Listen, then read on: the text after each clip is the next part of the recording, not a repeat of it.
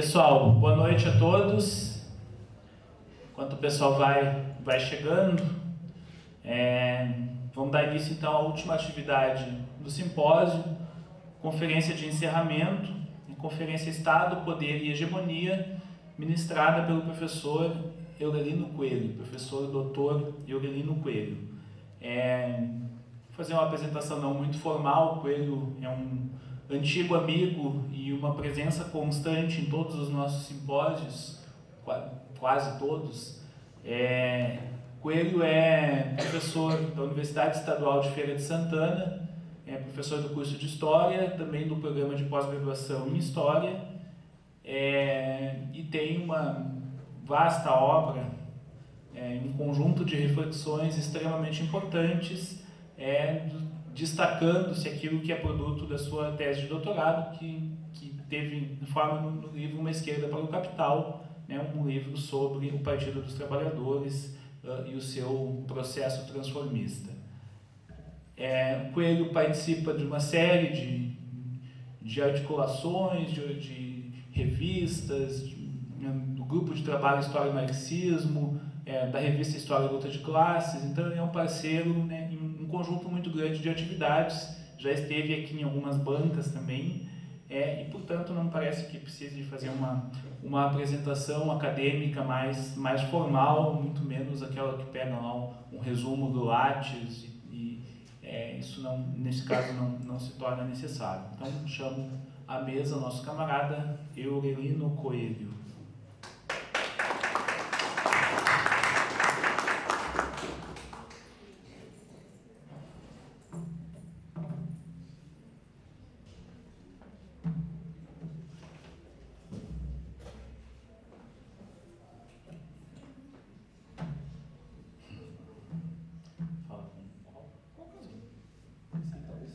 Acho que está melhor. Então, sendo assim, sem mais demoras, passamos para a nossa conferência de encerramento.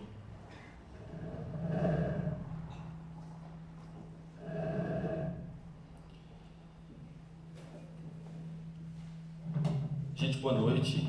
Ser apresentado pelos amigos envolve risco. A generosidade com que a gente é visto pelos amigos às vezes pode ser hiperbólica e nem sempre corresponde ao modo como a gente mesmo se vê. Em todo caso, eu queria começar essa minha intervenção nesse seminário agradecendo os organizadores. Nós estamos no último momento acadêmico, no último momento de debate, de discussão em história nesse seminário, e eu vejo no olho de Gilberto, que está aqui do meu lado, e no olho de muitas outras pessoas, a marca do cansaço. Não é fácil. Quem já organizou um evento como esse sabe que dá trabalho fazer, dá muito trabalho fazer, em qualquer circunstância, dá muito mais trabalho fazer quando a gente lida com a escassez do apoio institucional. As universidades públicas não vivem o seu melhor momento, definitivamente. Nós temos inimigos que nos atacam de muitos pontos, de muitas frentes, e é preciso uma dose adicional, uma dose suplementar de coragem, de disposição e de crença no que se faz para levantar tudo que é necessário para colocar um evento como esse de pé. Então, ao agradecer o convite dos organizadores, eu agradeço a coragem dos organizadores de montarem um espaço como esse, tão relevante. Eu estive aqui durante as manhãs, às tardes eu acabei não vindo. É um momento muito rico das comunicações, mas eu estou com um bocado de outras coisas e ficava no hotel. Mas é muito relevante o que esse espaço permite que aconteça e, portanto, que ele exista é motivo de alegria para todos nós e motivo de parabéns, e de agradecimento aos que organizaram. Bom, eu vou fazer uma exposição que acho que vai ser um pouco parecido com o que fez Sônia e com o que fez Davi. Eu vou me manter mais ou menos preso a um texto que está preparado para esta finalidade, por razões semelhantes às que Davi alegou em sua própria defesa. Eu também, ainda mais que sou baiano, soldado a espalhar as ideias por áreas cada vez maiores, e depois o retorno disso ao leito original costuma, até que dá para voltar, mas costuma tomar um certo tempo, e é melhor tentar otimizar essa exposição, e por segurança eu vou tentar me manter mais ou menos leal ao texto que vou apresentar aqui. E o tema que me foi proposto, eu resolvi atacá-lo de uma perspectiva não muito óbvia. O mais óbvio talvez fosse discutir conceitualmente Estado, poder e hegemonia.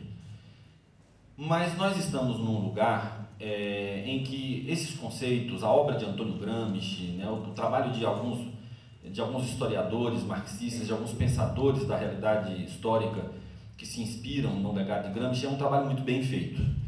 Então, eu estou convencido de que teria muito pouco de original, de inovador para acrescentar aquilo que certamente já se faz na União Oeste, aquilo que já se faz nesse ambiente, nesse âmbito, no âmbito conceitual. Talvez fosse possível apresentar uma outra ideia, uma outra nuance, mas optei por um caminho um pouco diferente, inclusive dialogando mais intensamente com o tema do seminário, que é golpe, ditadura e redemocratização e democracia. Eu farei a leitura e vocês vão descobrindo ao longo da leitura do que é mesmo que eu trato. Mas é de nós que eu pretendo falar esta noite, de nós, os historiadores. E o título da minha fala é Dois Golpes, Duas Ditaduras. Começo. Já é quase uma tradição. A cada 10 anos, os historiadores sobem ao proscênio e tomam a palavra. Eles falam do golpe, falam da ditadura e, evidentemente, não contam a história todos do mesmo modo. Além disso, a cada década, a narrativa de um mesmo autor pode adquirir novos matizes e, em certos casos, bastante surpreendentes. O tema é polêmico, as interpretações frequentemente chocam-se umas contra as outras. É uma boa ocasião para revisitar questões sobre o ofício do historiador, que, embora antigas, não perderam sua pertinência. Uma dessas questões poderia ser formulada assim: o que está em disputa quando historiadores lutam entre si por diferentes visões do passado? Uma resposta adequada a essa pergunta exige a consideração de múltiplos aspectos e foge do alcance desse exercício. No entanto, o exame de algumas das posições envolvidas no contencioso historiográfico sobre o golpe e a ditadura, que é a tarefa a que nos dedicamos para conceber esta fala, pode fornecer elementos valiosos para pensar ao menos um destes aspectos: a relação entre o passado, que o historiador estuda, e o presente no qual ele vive. Acontecimentos políticos de alta intensidade, como revoluções ou golpes de Estado, facilitam a observação dos modos pelos quais a percepção do pesquisador é modelada, não somente a partir de sua fidelidade às fontes, mas também de seu pertencimento a certas maneiras de ver o mundo e, por conseguinte, a história.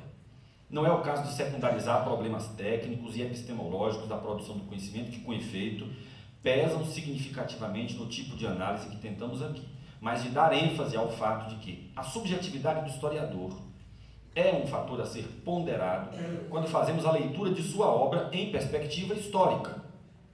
Claro que a subjetividade, neste sentido, é pensada não como atributo da individualidade singular, mas como participação ativa de um sujeito numa determinada visão de mundo.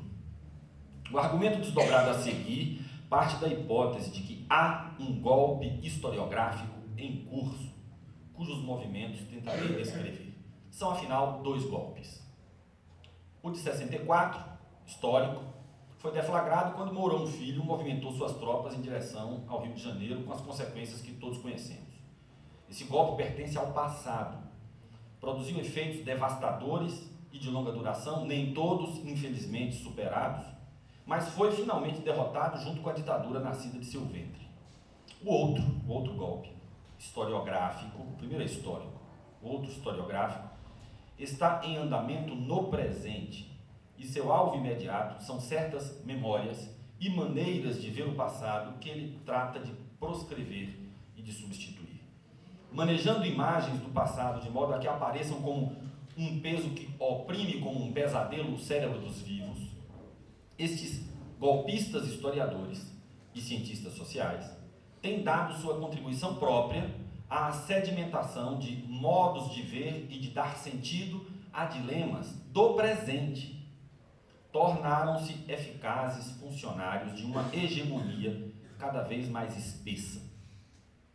Refutar os argumentos empregados neste golpe historiográfico é tarefa que já vem sendo bem realizada por historiadores que não abriram mão da perspectiva crítica. O que pretendo, eu cá, é apontar indícios de que, assim como o golpe de 64 era muito mais do que um ato de força dos militares, este outro, o historiográfico, é parte de um dispositivo de poder que envolve e ultrapassa a oficina dos historiadores e seus objetos fixados no passado. Aí, a primeira parte aqui é histórias de ontem, lutas de hoje. É prudente começar lembrando que, seja em sua formulação mais geral ou em ângulos mais fechados, sobre temáticas específicas, as questões que acabei de enunciar têm sido bem estudadas. Eu não estou inventando a roda de modo algum.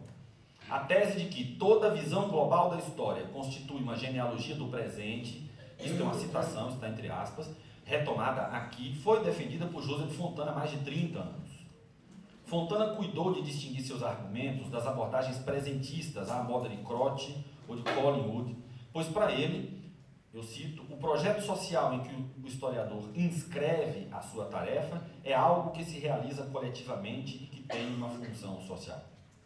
Estão disponíveis, por outro lado, excelentes análises historiográficas de corte temático, orientadas para problemáticas mais ou menos afinadas com esta formulação, das quais o livro de Eric Hobsbawm sobre a historiografia da Revolução Francesa constitui um exemplo famoso, mas de modo algum isolado. Também a historiografia dedicada ao golpe de 64 e à ditadura começou a ser investigada por autores que dão importância às conexões entre a obra e o projeto social em que ela se inscreve. Um inventário mais completo das análises críticas da historiografia sobre o golpe e a ditadura certamente revelaria uma preocupação recorrente em várias dessas análises, dessas obras críticas, com o fenômeno do revisionismo. O termo revisionismo, sobre cuja precisão apresentarei reservas mais à frente, designa, revisionismo, uma prática interpretativa promovida por estudiosos cujas pesquisas chegam a resultados mais ou menos coincidentes com as explicações justificativas dadas para o golpe ou para a ditadura por seus próprios agentes e defensores. A despeito da coincidência entre seus pontos de vista e os de alguns ideólogos da ditadura, esses historiadores e cientistas sociais não fazem a defesa pública do golpe ou do regime militar. Demian Mello identifica 3 teses essenciais do revisionismo sobre o golpe e a ditadura. 1. Esquerda e direita foram igualmente responsáveis pelo golpe. 2. Na verdade, havia 2 golpes em curso nos idos de 64, um deles foi vitorioso, mas havia um segundo golpe em curso, que era o golpe da esquerda. E 3. A resistência à ditadura não passou de um mito. Bom, essas seriam as 3 traves que fincam o revisionismo historiográfico, de acordo com a análise que dele faz Demian Mello. A crítica a essa historiografia, via de regra, associa de alguma maneira o revisionismo, detectado nos estudos do passado, com tomadas de posição frente a questões políticas do presente. Portanto, eu fui antecedido por colegas que apontaram traços que comunicam essas análises do passado com as vinculações no presente entre os historiadores e questões atuais. Caio Navarro de Toledo, que parece ter sido o primeiro a publicar uma crítica ao revisionismo, percebeu o fenômeno. Fez notar que uma historiografia que atribui à luta por reformas nos anos 60 a responsabilidade pela crise e também pelo golpe revela, eu cito, a posição teórico-política desses autores, que concebem assim de forma reticente e moderada a luta por reformas substantivas na ordem capitalista. Por conseguinte, fica distante do horizonte político e estratégico desses acadêmicos a possibilidade de se constituir uma democracia que enseje significativas conquistas sociais para as classes dominadas. Isso está em Caio Navarro de Toledo. Marcelo Badaró Matos, vocês não devem conhecer, que já dedicou mais de um texto ao estudo do crescimento do revisionismo na produção historiográfica sobre o golpe, constata uma guinada à direita em parte dessa produção, já que ela passou a somar-se ao coro dos que desde 64 querem absolver os golpistas para condenar os atingidos pelo golpe. Isso é uma citação de Badaró. Ele alerta para que as interpretações dessa reviravolta não a dissociem de um processo maior de domínio conservador nas análises históricas e no pensamento universitário em geral, fruto em grande medida do neoliberalismo no contexto geral de avanço da ordem do capital. Portanto, Caio Navarro, Marcelo Badaró percebem que isso que estamos chamando aqui de revisionismo tem conexões no presente com aquilo que vivem os historiadores diante dos dilemas do seu próprio tempo. Em trabalho mais recente, Badaró retoma e aprofunda sua análise do revisionismo, enfatizando o predomínio do paradigma culturalista e de seus pressupostos pós-modernos entre os historiadores. Ele prioriza os que pesquisaram o golpe e a ditadura. Ainda uma vez, o autor Badaró sublinha sua preocupação com os desdobramentos políticos das práticas historiográficas. Cito: o culturalismo não é apenas uma moda acadêmica. Ele foi e continua sendo a base para muitas formulações políticas que interferem sobremaneira na nossa vida cotidiana.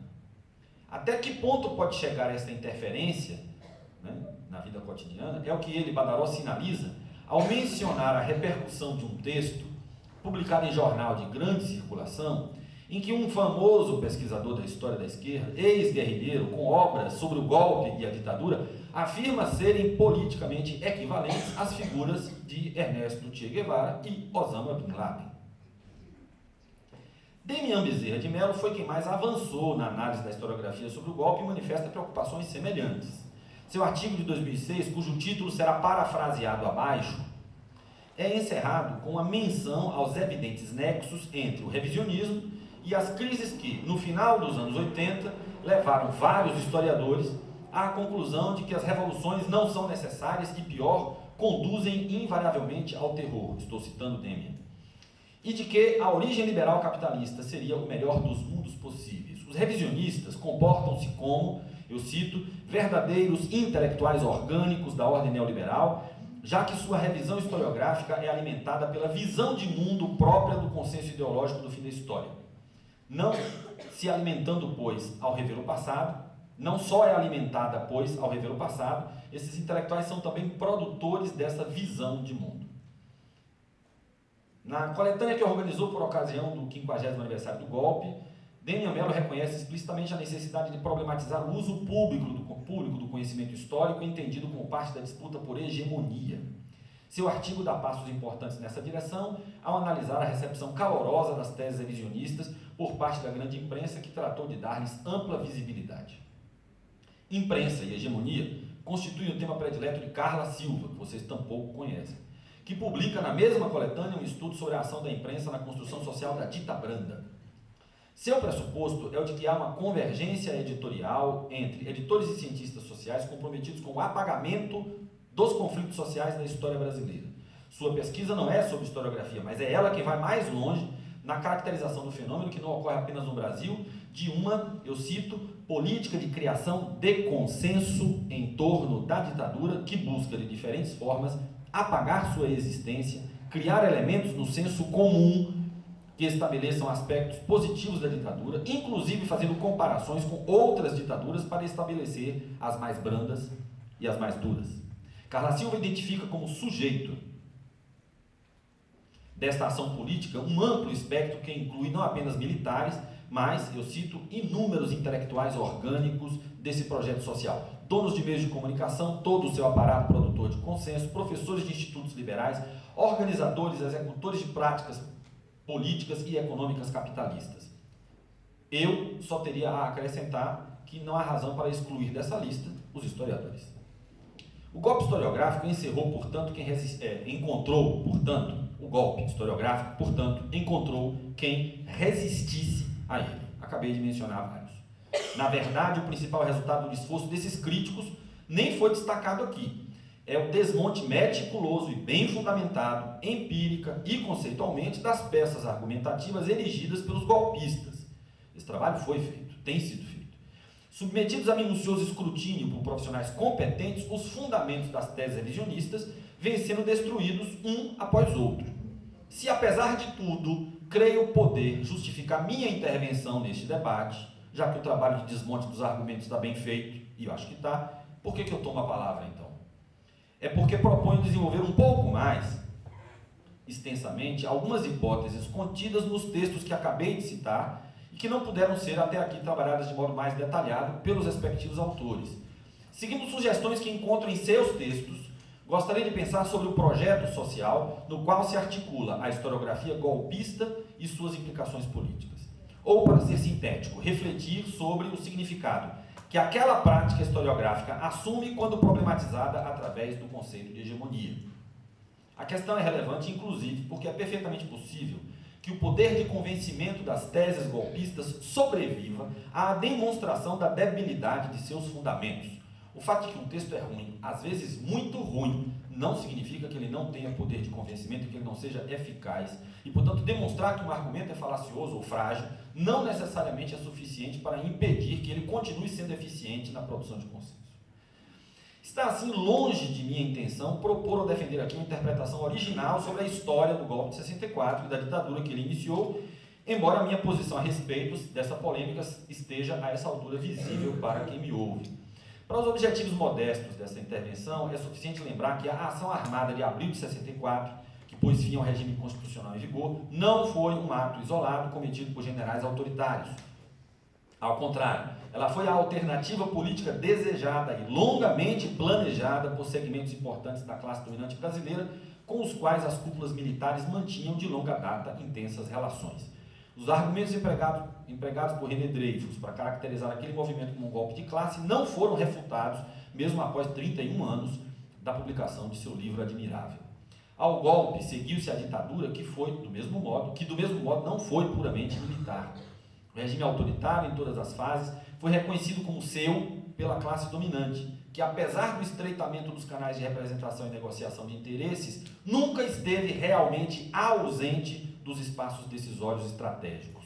Aliás, é prudente não esquecer que formas de governo indireto da burguesia, de que as ditaduras militares são um exemplo, entre outros, não são episódios incomuns na história das sociedades burguesas e nem restritos à periferia, como se pode verificar com os exemplos extremos da Alemanha e da Itália no século XX ou dos monapartismos da França no XIX. Como estamos no meio de um combate, algum adversário poderia, a essa altura, questionar o caráter burguês da ditadura em razão da existência de uma oposição liberal que se manifestou ainda nos primeiros anos do regime. Sim, houve segmentos dissidentes entre os grupos sociais dominantes, mas como não haveria?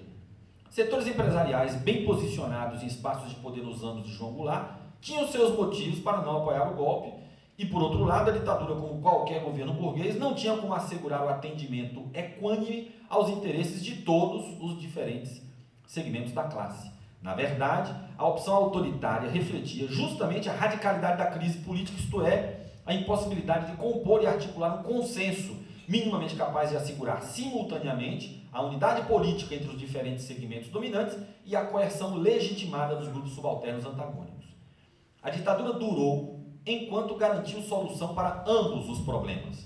A alavancagem da acumulação de capital, apesar das suas contradições internas, criava as bases materiais, ou seja, massas crescentes de mais valor arrancadas dos trabalhadores, cuja capacidade de resistência era quebrada pelo aparato repressivo, que tornaram possível algum consenso entre as principais frações da classe dominante, enquanto a agitação dos setores subalternos era reprimida pela violência estatal. Não por acaso, foram a crise do milagre, que corroeu as taxas de lucro, e a reemergência das lutas populares, que levaram, a partir da segunda metade dos anos 70, à longa transição que pôs fim ao regime.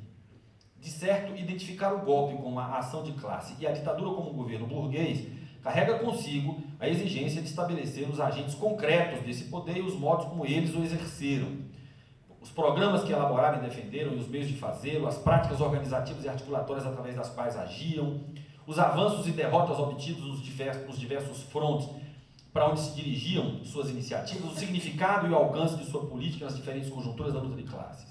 Essa gigantesca tarefa não foi concluída, mas não é possível negligenciar a consistência empírica e teórica e a alta relevância de resultados como os que foram alcançados por pesquisas como as de Sônia Regina de Mendonça, que vocês também não conhecem, ainda que restritas às frações rurais da classe dominante brasileira, ou de René Dreyfus, seja em perspectivas semelhantes às de Mendonça e Dreyfus, ou sob outros prismas conceituais. Não é de agora que vários estudiosos, tem uma nota de pé de página com uma lista grande, que eu vou poupar a vocês, confirmam o fato de que muitos dos mecanismos de poder da ditadura eram manejados diretamente por grupos burgueses civis. O golpismo historiográfico, por muito barulho que faça, não pôde apresentar nada que contestasse a sério as evidências produzidas por tais pesquisas quanto ao caráter de classe da ditadura ou do golpe de Estado que a iniciou. Eis que aparece novamente a questão a que aludimos acima. Teremos de examinar por que a má qualidade do argumento não enfraquece a posição dos golpistas. Antes, porém, é preciso sanar uma lacuna nessa exposição. Até aqui tenho me referido ao golpe historiográfico sem o cuidado de melhor caracterizá-lo, e é tempo de corrigir isto. Parte 2 da minha exposição: misérias historiográficas, astúcias sociológicas. Golpes são atos de força, e isso vale também para os que são desferidos por historiadores. Faz muita diferença que a força, nesse caso, seja mais simbólica que material, mas trata-se, mesmo assim, de um golpe. Quando falamos em força simbólica, pensamos na posse de instrumentos que garantem o poder de produzir consensos de grande alcance, o poder de tornar algo extensamente visível ou invisível, o poder de fixar e difundir amplamente certos significados e, ao mesmo tempo, desacreditar ou proscrever outros significados. Um poder assim é produzido mediante o emprego de diferentes recursos, principalmente de ordem material, possuídos por muito poucos, dentre eles a grande imprensa. No Brasil, sobretudo a partir dos anos 50, este mecanismo de poder é cada vez mais controlado por um grupo muito pequeno de empresas ligadas por diferentes fios a corporações internacionais. Laços econômicos e políticos de diversos tipos conectam esses grupos às frações mais poderosas e dinâmicas da burguesia no Brasil. Não do Brasil, cadê Danilo? No Brasil. Sua atuação tem importância singular no processamento dos interesses e das pautas daquelas frações e na conquista de adesão ou, no mínimo, consentimento por parte dos subalternos. Lidamos aqui com um setor estratégico na construção da hegemonia burguesa em nosso país, uma gigantesca e complexa máquina de fabricar consensos acerca de todos os temas considerados relevantes para o exercício do poder do capital. Nada de comparável a isso está sob controle dos historiadores, quer individual, quer coletivamente, nem mesmo dos mais famosos. O alcance da intervenção dos historiadores é estreito no Brasil, como se pode comprovar a partir de indicadores como as tiragens médias dos nossos livros ou a presença de público não especializado que não sejam estudantes ou profissionais de história em nossos auditórios. Quase sempre é para nós mesmos que escrevemos e falamos. Bases estreitas de atuação e interlocução social e recursos materiais escassos resultam em um poder simbólico cujo peso político sempre foi modesto. É curioso notar que os campeões de venda de livros sobre história no Brasil não são historiadores de carteirinha para desgosto de alguns. Se há como penso um golpe, isso é importante, se há como penso um golpe historiográfico em marcha, a força que o torna possível deve ser procurada não nos recursos à disposição dos historiadores, mas no que tornou a obra de certos historiadores valiosa para aqueles que controlam o poder real. E este é um fenômeno recente, cuja história não foi ainda estudada. A pista a ser seguida tem a ver com a importância intrínseca do tema. O golpe de 64 e a subsequente ditadura possuem interesse imediato para aqueles a quem Florestan Fernandes designava os de cima, pois põe em foco modos de ver e interpretar o próprio poder de Estado em sua manifestação mais direta. Isto não quer dizer, evidentemente, que a posição política dos dominantes sobre a ditadura permaneça imutável.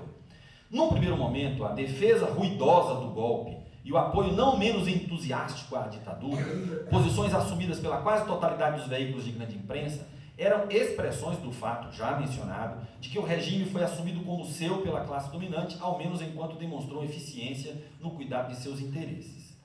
Ora, os que se articularam para desfechar e apoiar o regime de força nunca deixaram de valorizar os serviços que lhes prestava a máquina fabricadora de consensos a que nos referimos. Deixemos de lado a hipótese de que a ditadura envolvia dispositivos de hegemonia, uma discussão que precisaria de espaço próprio para ser desenvolvida adequadamente. Consideremos simplesmente as evidências que confirmam o funcionamento em níveis de rara intensidade dos aparatos simbólicos ativados para justificar os atos, amealhar e consolidar apoio aos golpistas e ditadores, desde a grande imprensa até clube de serviço e igrejas. As baionetas falaram mais alto no 1º de abril, mas não foi um monólogo de baionetas. Muitas outras vozes fizeram coro. Todavia, e é isso que queremos marcar, poucas daquelas vozes saíram das gargantas de historiadores ou de cientistas sociais. Sabemos pouco sobre as razões pelas quais o consenso em torno do golpe e da ditadura aparentemente não envolveu setores numerosos ou representativos das faculdades de ciências humanas. Parece haver certo acordo entre os que estudaram as relações entre intelectuais e política nos anos de chumbo, quanto à predominância nos ambientes acadêmicos de então de posições políticas à esquerda, por menos que se possa garantir um significado preciso para este termo. Num ensaio crítico escrito entre 69 e 70, Roberto Schwartz propôs a hipótese de uma hegemonia cultural da esquerda que sobreviveu ao golpe e que, aliás, iria muito além dos campi universitários. Eu cito Schwartz: apesar da ditadura de direita, há relativa hegemonia cultural da esquerda no país. Pode ser vista nas livrarias de São Paulo, cheias de marxismo, nas estreias teatrais. Em suma, nos santuários da cultura burguesa, a esquerda dá o tom. Fim de citação. Schwartz nuançava sua posição com críticas às deformações nacionalistas do marxismo, que vertebrava a cultura de esquerda no Brasil, e com a avaliação dos impasses com que se defrontaria essa hegemonia a partir de mudanças no final dos anos 60. Formulado nesses termos, o conceito de hegemonia perde muito de sua potência explicativa, pois o pressuposto de Schwartz é que a esquerda, ele não se refere a classes ou frações, detém a hegemonia no plano cultural, mas não nos demais espaços da vida social. Uma fratura tão profunda da totalidade social deveria causar estranhamento, mas o autor não parece se importar. Além do mais, Schwartz traça limites muito estreitos, até mesmo para o cultural, pois com esse termo ele designa somente uma pequena parte da vida cultural do país, que diz respeito basicamente a pessoas que frequentam livrarias, vão a estreias de teatro, andam pelos santuários da cultura burguesa.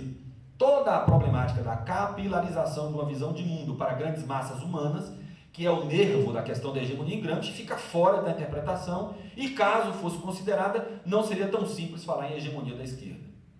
A hipótese de Schwartz, contudo, continua sugestiva, desde que tomemos a palavra hegemonia em seu sentido rebaixado, como sinônimo de predominância ou tendência majoritária, e desde que saibamos que estamos nos referindo a um grupo social específico, pouco numeroso, intelectualizado e com meios de acesso a bens culturais sofisticados, em comparação com o conjunto da população. Tal hipótese, infelizmente, ainda espera por uma verificação empírica. Sem se preocupar com esta lacuna, há autores que partem da premissa de Schwartz para afirmar, também sem comprovação empírica, que nas universidades era o marxismo que predominava. Daniel Pecot fala de uma tendência dos intelectuais brasileiros a, cito, considerar o marxismo como horizonte inultrapassável da época. Em fins dos anos 50, uma certa vulgata marxista difundia-se bem além dos setores localizados na esfera de influência do Partido Comunista. Esta vulgata comandava a socialização política e cultural de grande parte daqueles que se identificam com as camadas intelectuais. Milton Lahuerta, em trabalho sobre as interfaces entre a atuação política e profissional dos intelectuais do SEBRAP, é mais enfático. Diz ele: em realidade, tanto no SEBRAP quanto nos núcleos de humanidades das universidades, o marxismo, com seus mitos, a palavra é dele, revolucionaristas e proletários, permaneceu pelo menos até a primeira metade dos anos 80 como a principal referência teórica. Fim de citação. Bom, a escassez de evidências, que afinal nem parecem ter sido procuradas, não impede que aceitemos como razoável a suposição de que os espaços acadêmicos eram permeáveis à esquerda, pelo menos os militares e seus acólitos acreditavam seriamente nisso, e por isso mesmo pouco propensos a repercutir favoravelmente as iniciativas de apoio ao golpe de Estado ou ao regime militar. Seja por esta razão ou por outras, o que podemos constatar com alguma segurança é que o grosso da produção intelectual que tematizou o golpe ou a ditadura e que ganhou corpo a partir da década de 70, assumiu posições distantes da apologia e não raro abertamente críticas ao golpe. No caso dos historiadores, é bem verdade que os escritos sobre o golpe demoraram mais a aparecer, pois não é frequente que eles tomem o presente como sua matéria. Mas o quadro é muito semelhante. É insignificante o número de trabalhos apologéticos do regime. Uma consulta a levantamentos bibliográficos como os que foram realizados por Ridente ou Carlos Fico, esse outro ainda mais extenso, confirma que as poucas publicações simpáticas ao golpe e ao regime foram quase todas externas à Universidade Brasileira e, dentre eles, a grande maioria tinha os pés na caserna. O que nos interessa sublinhar já está a essa altura visível para vocês. O contraste entre essa postura dos acadêmicos e aquela dos grandes veículos de imprensa. Isso requer mais atenção.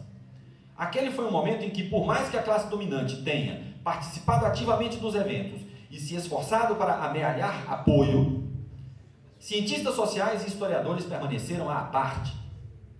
O argumento de Pecot exibe aqui uma de suas fraquezas, pois ele desenvolve sua questão em termos de adesão ou não daqueles intelectuais influenciados pela vulgata marxista a certo conceito de democracia que ele, Pecot, nem chega a problematizar. Por esta via, conclui que antes de 64, eu cito, a posição que os intelectuais se conferem não os incita a manifestar um zelo excessivo quanto aos procedimentos democráticos.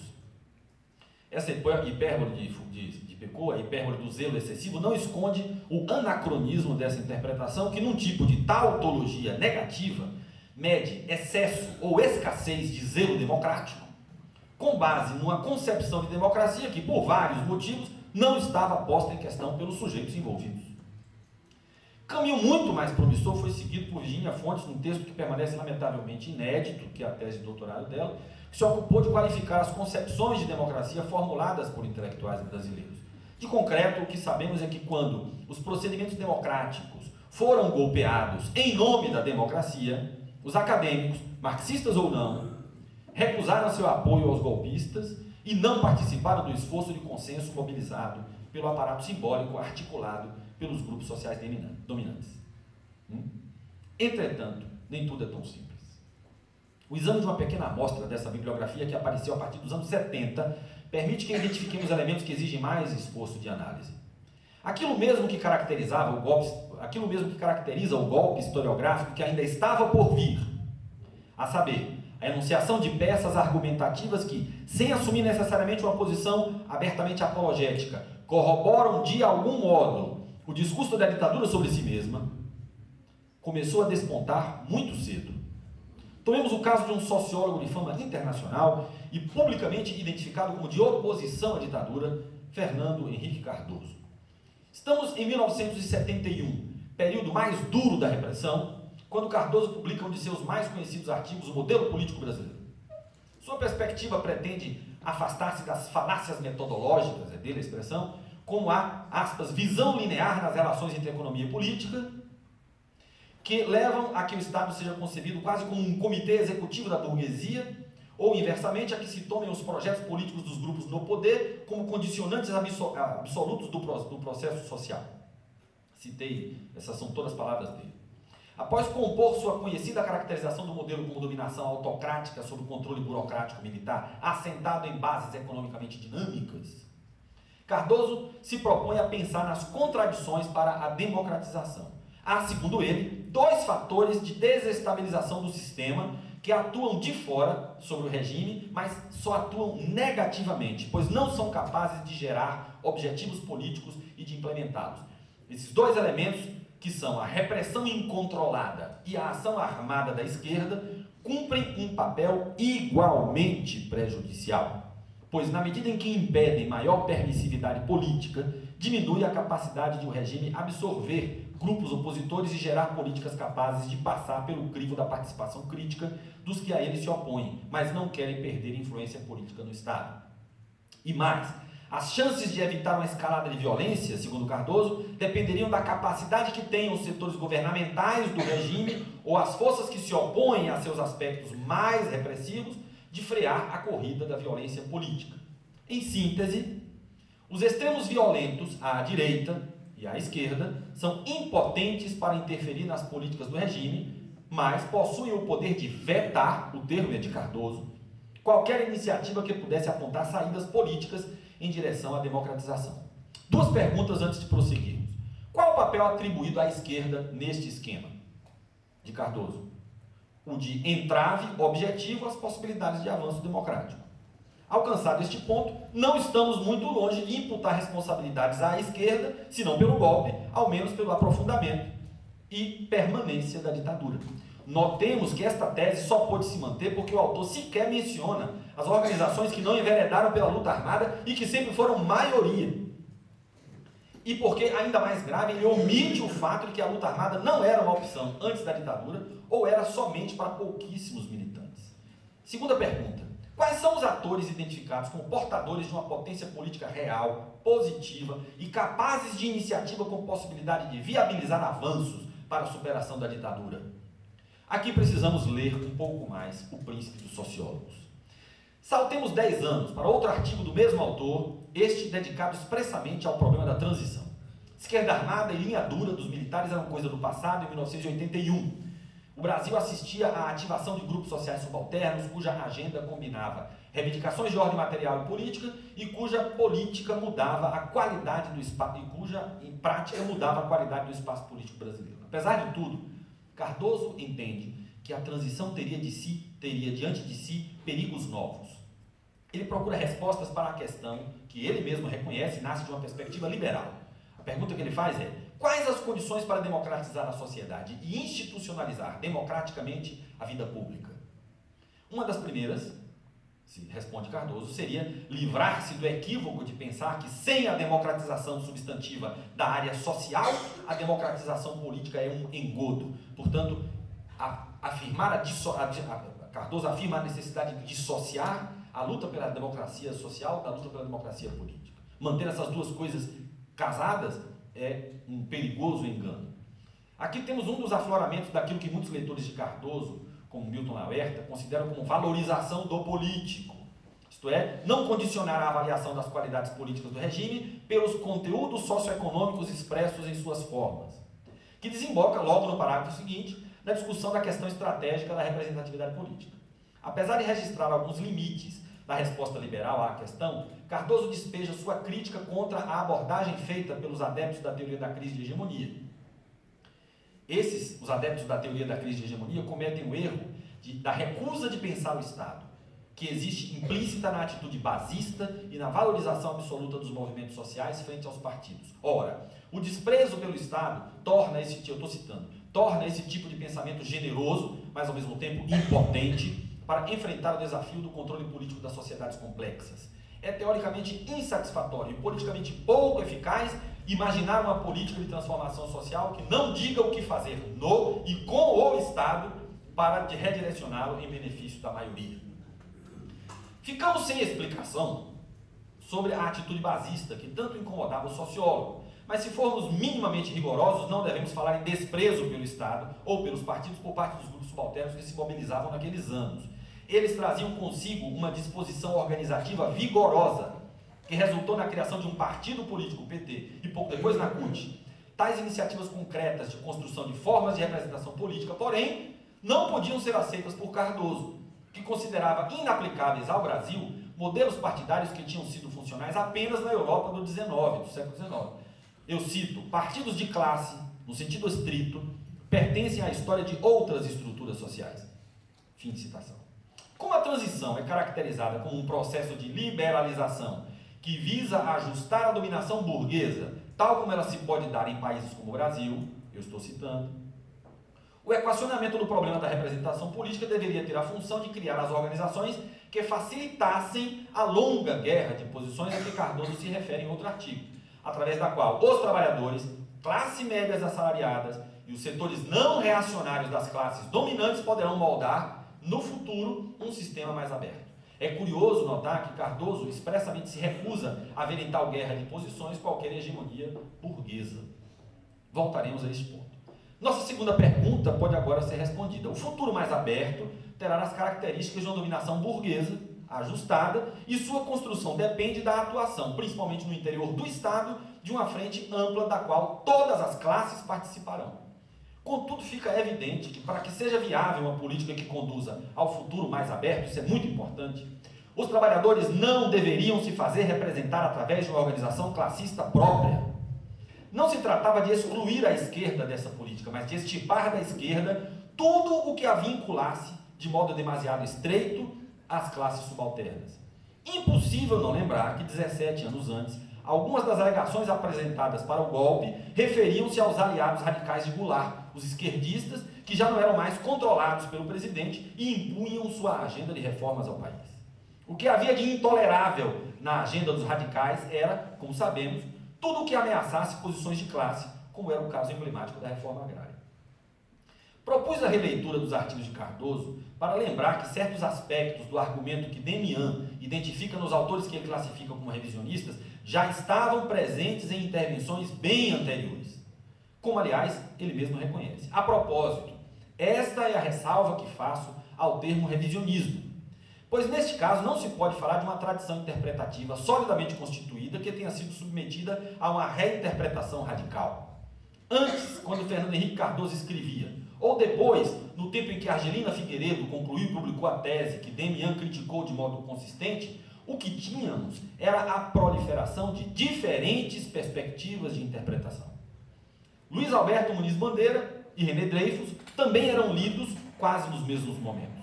Os exemplos poderiam se multiplicar. As memórias apaziguadoras e quase arrependidas de Gabeira e Sirquis dividiram as prateleiras das livrarias com os trabalhos muito diferentes de Gorender e Ridente.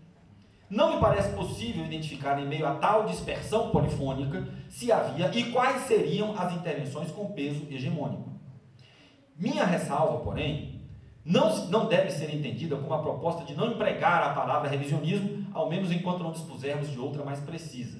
O que precisamos entender é como essa situação se modificou dramaticamente, a ponto de assistirmos hoje ao predomínio incontestável de certas interpretações, enquanto outras são reduzidas a posições marginais ou à invisibilidade. Lembremos que toda aquela polifonia assentava-se no começo sobre uma desconformidade entre o que os acadêmicos escreviam e o consenso que a classe dominante procurava construir em torno do seu regime. Partimos disso, lembram? A academia não apoiou e não bateu palmas para o golpe. Sabemos que a partir de meados dos anos 70, aquele consenso sofreu reveses crescentes até desaparecer. Vários grupos empresariais que haviam hipotecado seu consenso em torno do regime. Esse consenso começou a desaparecer a partir de meados dos anos 70. Vários grupos empresariais que haviam hipotecado seu apoio ao golpe, e mesmo alguns que haviam participado diretamente no exercício do poder de Estado, emitiam agora sinais de descontentamento, não raro acompanhado de reivindicações democráticas. Mesmo baluartes de primeira linha do consenso pró-regime, como Folha de São Paulo ou Veja, mudavam suas linhas editoriais e, quando achavam oportunidade, trataram de desembarcar. A ditadura não respondia mais às necessidades das classes dominantes, mas a recomposição política em torno de outro projeto hegemônico foi difícil e demorada. Ao longo dos anos 80, as diversas frações da burguesia exibiram por mais de uma vez sinais de sua fragmentação política, embora como bloco continuassem capazes de defender a maioria de suas fortalezas dos riscos aportados pela luta de classes em fase histórica nova e desafiadora. Suas fraturas da classe dominante só não foram mais graves porque o enfrentamento de um antagonista comum assegurava-lhes um mínimo de unidade de reação. É que do outro lado da luta de classes, grupos subalternos gradativamente emergiam nos espaços públicos, conduzindo experiências reivindicativas e organizativas autônomas e atacando com armas próprias, no discurso e na prática, os limites do Estado ditatorial. Entre eles ganhava corpo um projeto de antagônico contra a hegemonia que em alguns momentos assustou seriamente os de cima. A debilitação da capacidade hegemônica dos dominantes moldava um contexto ainda mais favorável à polifonia entre os acadêmicos. Entretanto, o fato de que o ambiente político era fortemente polarizado pela negação da ditadura pode ter contribuído para tornar menos visíveis ou para que fossem considerados pouco significativas as diferenças existentes entre as abordagens, já que todas pareciam alinhar-se na oposição ao regime. Fernando Henrique Cardoso era um intelectual visto como ícone da resistência ao regime. Abria-se um terreno propício para ambiguidades e mal-entendidos. Um caso que me parece emblemático é o da recepção das primeiras obras de Daniel Arão Reis Filho. O tema que lhe conferiu notoriedade não foi propriamente o golpe ou a ditadura, e sim a história de seus inimigos, as organizações de esquerda, em particular as de orientação marxista, e a história das revoluções socialistas do século XX. Ex-militante de uma daquelas organizações, Reis Filho fez uma avaliação muito dura da trajetória dos comunistas nos anos 60, entendendo a derrota como consequência das próprias características constitutivas daquelas organizações. Os mitos coesionadores dos comunistas, revolução socialista historicamente inevitável, eu cito, toda a citação, a missão redentora do proletariado, a imprescindibilidade do partido de vanguarda, intérprete qualificado do dever histórico, e a dinâmica excludente e antidemocrática das organizações comunistas, todos esses mitos coesionadores estariam entre as causas do fracasso, segundo Reis Filho. Os comunistas prepararam-se para a revolução, afastando-se da sociedade que pretendem revolucionar. Adquirem coesão interna em troca do afrouxamento dos laços com a sociedade. Não podemos nos deter aqui para mostrar como cada um dos pontos dessa crítica é elaborado de modo distorcido e sem maiores preocupações com a indicação de referências teóricas que sustentem, ou empíricas, que sustentem essas definições adotadas. De qualquer modo, o marco de chegada desse acerto de contas é a aspiração a uma renovação radical da própria esquerda marxista, que, a ser feita nos termos propostos, levaria à completa descaracterização da esquerda como marxista. O autor assumiria de modo mais explícito essa sua aspiração no final dos anos 90. Apesar dos ataques desferidos contra a esquerda revolucionária, do impacto nada desprezível da obra e de seu autor ser hoje considerado um dos ícones da historiografia dita revisionista, temos de lembrar que este livro, A Revolução Faltou ao Encontro, conquanto ensejasse algumas resenhas críticas, não foi recebido como um autêntico e poderoso golpe historiográfico ou como revisionismo, nem por leituras feitas na ocasião do lançamento e nem mesmo pelos estudiosos contemporâneos do fenômeno. Demian Mello, já citado, dedica especial atenção a Reis Filho, mas apenas às obras posteriores ao aniversário de 40 anos do golpe. Não é um descuido de Demian. No ambiente polifônico em que este livro apareceu, não havia motivo para dar maior importância às lamentações de mais um ex-guerrilheiro arrependido, mesmo que ele exibisse credenciais de historiador e que demonstrasse, desde cedo, habilidade incomum para galgar posições no campo intelectual. Tanto mais porque Reis Filho, enquanto pelejava contra seus moinhos de vento comunistas, continuou a intervir publicamente em defesa da memória dos perseguidos pelo regime. Mas esse cenário estava para mudar profundamente. As vacilações políticas da burguesia, expressões que eram da fragilidade na costura da hegemonia durante a transição, chegaram ao fim nos anos 90. Com considerável atraso, os grupos sociais dominantes ajustaram suas posições na sustentação de um projeto político comum, nascido da necessidade de dar respostas à crise de longa duração que se aninhou nos centros da acumulação mundial do capital e de lá despejou seus efeitos por todo o globo. No Brasil, como em toda parte, a nova hegemonia burguesa traçou os marcos do realinhamento político das diversas frações da classe dominante e redefiniu a forma, não o conteúdo, evidentemente, da relação com os subalternos. Globalização, reestruturação produtiva e neoliberalismo foram nomes atribuídos a diferentes séries de iniciativas que, na busca desesperada e raramente bem-sucedida para deter a corrosão crônica das taxas de lucro, incidiram sobre zonas estratégicas da luta de classe, aquelas próximas de impactar a extração do mais-valor.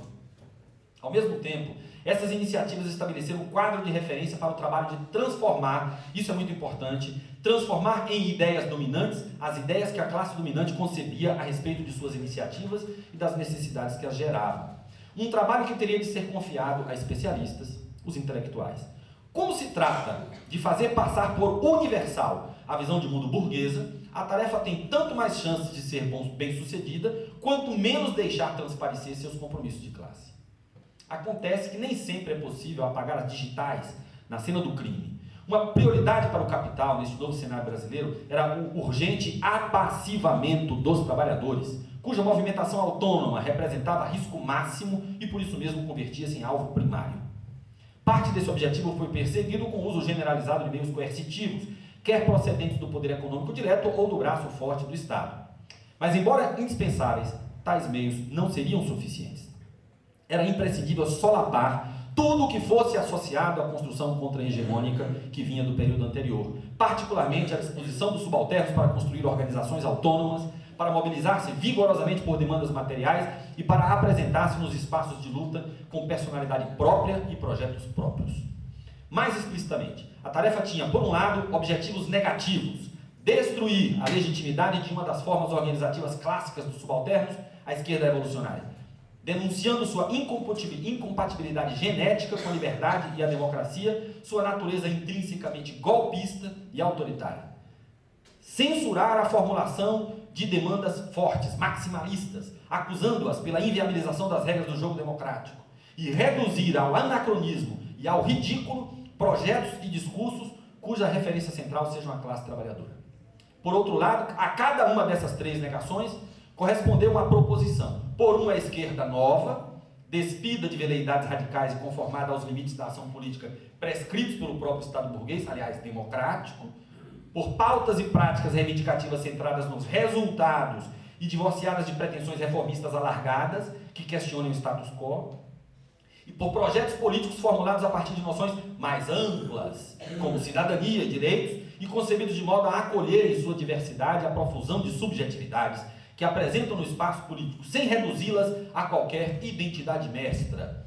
Eu estou citando um autor bastante conhecido do pós-moderno, ou seja, longe de qualquer unidade política com base na condição vista como anacrônica de classe. A construção da nova hegemonia obteve resultados extraordinários, sendo um dos mais impressionantes a conquista da adesão entusiasmada de segmentos estratégicos da própria esquerda. É um pouco o trabalho que eu fiz no doutorado, mostrar como é que dentro do PT se dá um realinhamento. Muitos aspectos estão implicados nesta operação, dentre os quais a vigência de uma concepção liberal, isto é, estritamente procedimental de democracia, e a exclusão de concepções alternativas. Não podemos tratar aqui da maioria desses aspectos, mas um deles não nos pode escapar. E com isso nos aproximamos novamente dos historiadores. O problema da memória. Ela é um ponto sensível por duas razões. Primeiro, porque é no terreno da memória que tem de ser travado o combate para controlar tanto os significados atribuídos pelos de baixo às lutas do passado, quanto as conexões que podem ser feitas com o presente. É uma batalha que envolve também sutilezas, pois ainda não foi possível anular o caráter positivo das imagens da luta contra a ditadura e pela democracia, ou negar aos sobreviventes o direito à memória que muitos deles reivindicam. Além disso, aquelas imagens fornecem, ainda hoje, credenciais com valor político nada desprezível. Quem quer se associar aos torturadores? Quem não quer se associar aos que lutavam pela ditadura, pela democracia? O caminho passa a ser, então, o de desqualificar determinadas formas de lutar e seus protagonistas, exatamente aquelas esquerdas que, eu cito, não eram de modo algum apaixonadas pela democracia, francamente desprezada em seus textos. Daniel Arão. Em segundo lugar, a nova hegemonia assumiu no plano da política partidária a forma de amplíssimas alianças que abrigam desde ex-guerrilheiros sofrendo de remorsos até defensores históricos da ditadura. Ao invés de evocar fantasmas de um passado incômodo, as forças hegemônicas impõem silêncio e que os mortos enterrem seus mortos. A última parte do texto tem o título Força, a virtude do vício. O esboço que acabo de fazer dos requerimentos da nova hegemonia permite retomar em plano mais organizado a questão que enunciei sobre o golpe historiográfico. Espero ser desculpado por haver realizado uma exposição demasiado esquemática e seletiva, remetendo questões de grande complexidade para indicações bibliográficas e citações. A intenção era mesmo organizar o esboço de modo a dar evidência àquela... É isso que eu precisava. Dar evidência àquelas necessidades simbólicas do bloco dominante para cujo atendimento os historiadores eram e são os profissionais mais capacitados. A que resultados chegamos? Assim como em 64 e nos anos iniciais da ditadura, no período que se abriu na década de 90, os de cima não economizaram esforços para organizar o maior consenso possível em torno de suas necessidades, convertendo-as em necessidades gerais. No passado, porém, tiveram de se haver sem a ajuda de historiadores e cientistas sociais, enquanto no segundo momento, este serviço, o de responder aos requerimentos da hegemonia, lhes é oferecido abundantemente por muitos de nossos colegas. Olhemos mais de perto. Recuperemos, sob o prisma do que foi exposto a respeito da nova hegemonia burguesa, as teses que Demian Mello identifica como axiais da historiografia revisionista, a divisão da responsabilidade pelo golpe entre a direita e a esquerda, a afirmação do caráter golpista da esquerda e de seu descompromisso com a democracia. As conexões dessas teses que definem o revisionismo, as conexões dessas teses sobre o passado com o projeto social hegemônico que inspira seus autores, podem agora ser vistas com mais nitidez. Tanto os objetivos negativos, deslegitimar a esquerda revolucionária, conter em níveis não problemáticos reivindicações dos subalternos e destruir a independência de classe, quanto os objetivos positivos da nova hegemonia, contribuir para a construção de uma nova esquerda, direcionar as pautas para resultados assimiláveis e elaborar um novo projeto político democrático radical, assim chamado democrático radical, tanto os objetivos negativos quanto os objetivos positivos da nova hegemonia burguesa estão incorporados ao projeto social daqueles historiadores e cientistas sociais e transparecem em suas análises do passado. Como reconhecem o próprio Demian e a maioria dos outros críticos dessa historiografia, essas postulações não são desenvolvidas exatamente do mesmo modo pelos diferentes autores, mas as diferenças não atingem o núcleo do argumento. Tudo nos leva a supor que o processo de assimilação dos requerimentos da hegemonia foi bastante desigual, começando muito cedo em casos como o de Fernando Henrique Cardoso, verdadeiro precursor na enunciação das condições políticas para ajustar a dominação burguesa em bases distintas da ditadura militar, tarefa que ele enfrentaria primeiro como sociólogo, depois como príncipe. Outros casos, como o de Daniel Arão Reis Filho, parecem avançar gradativamente e com muitas ambiguidades no início. Foi a consolidação da hegemonia burguesa realizada ao longo da década de 90 que levou a uma mudança qualitativa e quantitativa nesse cenário. Aquelas formulações alinhadas com as necessidades simbólicas dos de cima foram catapultadas a posições proeminentes no campo historiográfico e nos espaços de discussão pública que se abriram para a temática. Melhor seria dizer, posições de força.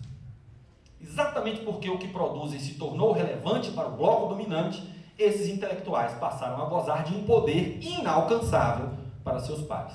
Poder que se expressa em fenômenos como tiragens gigantescas, inusitadas para livros de história, ou na grande exposição de suas obras e deles próprios em veículos da grande imprensa. Demian Mello assinalou ampla predominância dos revisionistas nas coberturas de imprensa, mais frequentes por ocasião de efemérides. O exemplo já mencionado, registrado por Marcelo Badaró, do artigo de Daniel Arão igualando Guevara a Bin Laden é só o mais escandaloso, mas de modo algum o único. No setor editorial, segundo Gilberto Calil, a série de Hélio Gaspari sobre a ditadura, 4 volumes pesados e caros, com 2.000 páginas ao todo, vendeu mais de 400.000 exemplares entre 2002 e 2012. Os números já são maiores porque Calil não tinha como contabilizar as vendas na nova edição, preparada para o aniversário dos 50 anos do golpe, cuja tiragem inicial é 30.000 volumes. Não dispomos de dados sobre tiragens ou vendas, certamente mais modestas, de autores como Marco Antônio Villa, Jorge Ferreira, Daniel Arão Reis, mas qualquer pessoa habituada a frequentar livrarias, convencionais ou virtuais, terá constatado o destaque visual dado aos seus livros mais recentes. E poderá comparar com a observação de Roberto Schwartz, submencionada acima, sobre as livrarias de São Paulo nos anos 60, cheias de marxismo.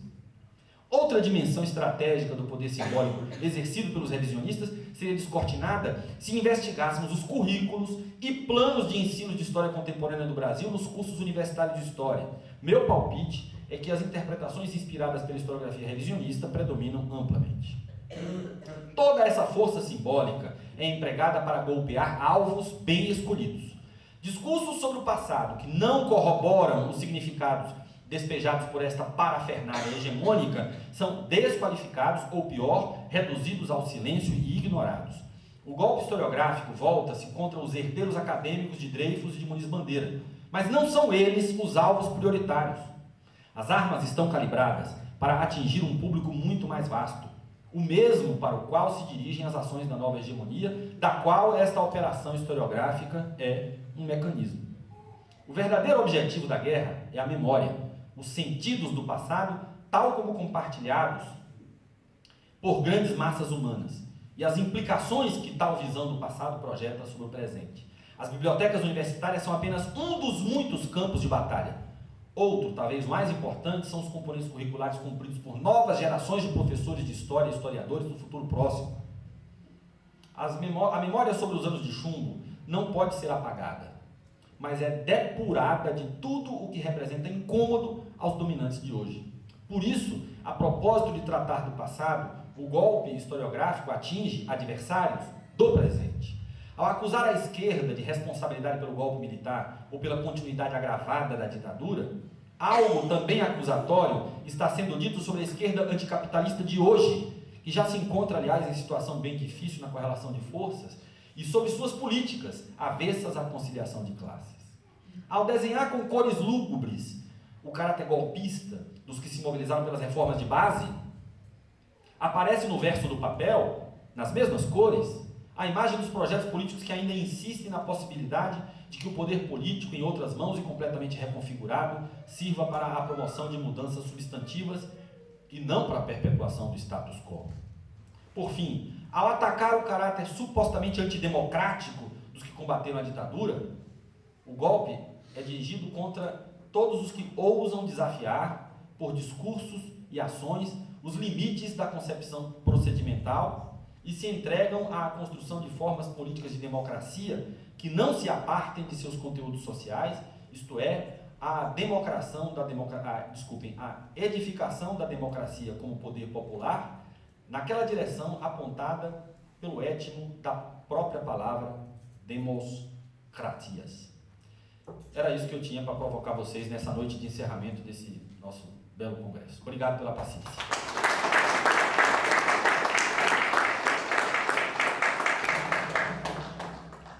Muitíssimo obrigado, Coelho, pela belíssima conferência. A gente passa então vai passar então para o debate, penúltima atividade deste evento, a última é a confraternização. Antes de passar a palavra, só já fazer um registro, antecipando o encerramento, propriamente só fazer o registro de que a gente, essa é a penúltima atividade, a confraternização é a última do evento propriamente dito, mas a gente tem desdobramentos previstos para esse evento e pretende, muito em breve, nos próximos dias, colocar online os vídeos das conferências, né, e das mesas redondas. E, a médio prazo, a publicação dos anais, das 78 comunicações que foram apresentadas, aquelas que encaminharem em texto até o dia 30 de agosto, que é o prazo estabelecido.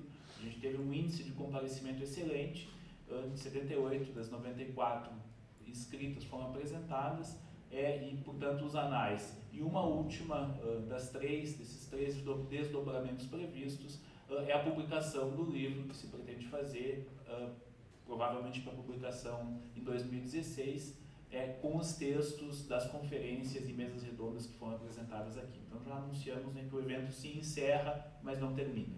Está aberta para questões. Carla foi a primeira, imediatamente Marcelo Badaró, o segundo, estão abertas na sequência. Só pergunta fácil, por favor. Altura de certeza. Nossa, tudo isso. Coelho. Adorei a sua fala, achei, é um debate que já é continuidade de outros debates e você tem a obrigação de entregar esse texto para nós, para o livro, assim, na verdade tem que divulgar e tem uma série de questões aí que evidentemente a gente não consegue lidar com todas elas assim, ouvindo na leitura, mas é muito, muito bom mesmo. Eu descobri aqui hoje, na tua fala, que uma das coisas que Veja fazia em 76, 77, quando colocou o coronel Erasmo Dias para impedir os estudantes de entrarem na PUC, o argumento é exatamente esse do Fernando Henrique, eu não sabia, que vinha lá do Fernando Henrique, quer dizer, desde então, a Veja, evidentemente eu estou citando a Veja porque é um espaço onde a gente vai ver esse pensamento se organizando de forma a estabelecer consenso. Né? A gente comentava e viu vários casos disso na nossa discussão lá no PUL, né? Os militares, como como essa historiografia está reproduzindo elementos que não são deles mesmos, né? O golpe civil-militar que está lá no preâmbulo do ato institucional número 1, por exemplo, né? Eles estão fazendo isso.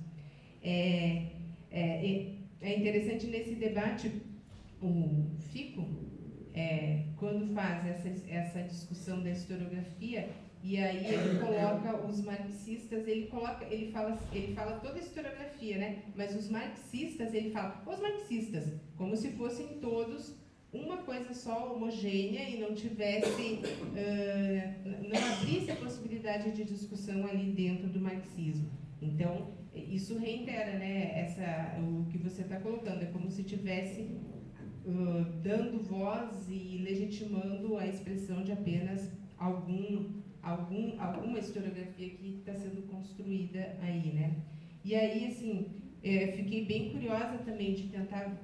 Me parece que o momento da transição é um momento muito importante, porque se você puder situar melhor essa fala do Fernando Henrique, em que momento que ele está, aquelas primeiras que você citou ali, porque assim, me lembra muito a fala do Juan Lins ou do Rick Thomas, que estava aí escrevendo, e fizeram um debate com ele ali no Sebrae, né? Nas revistas que ele organizava e tal, e que eram os caras que estavam, a partir dos Estados Unidos, fazendo formação e construíram o processo da transição pactuada na Espanha, e de lá vieram direto para o Brasil fazer essa formação intelectual, né? Então, acho que é bem contundente, assim, né, essa linha entre eles para a formação disso.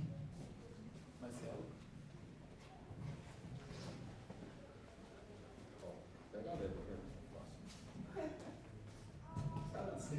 Ele demorou 40 minutos, como disse, Gilberto? Mais uns 40, assim. 30. 40 minutos de baiano.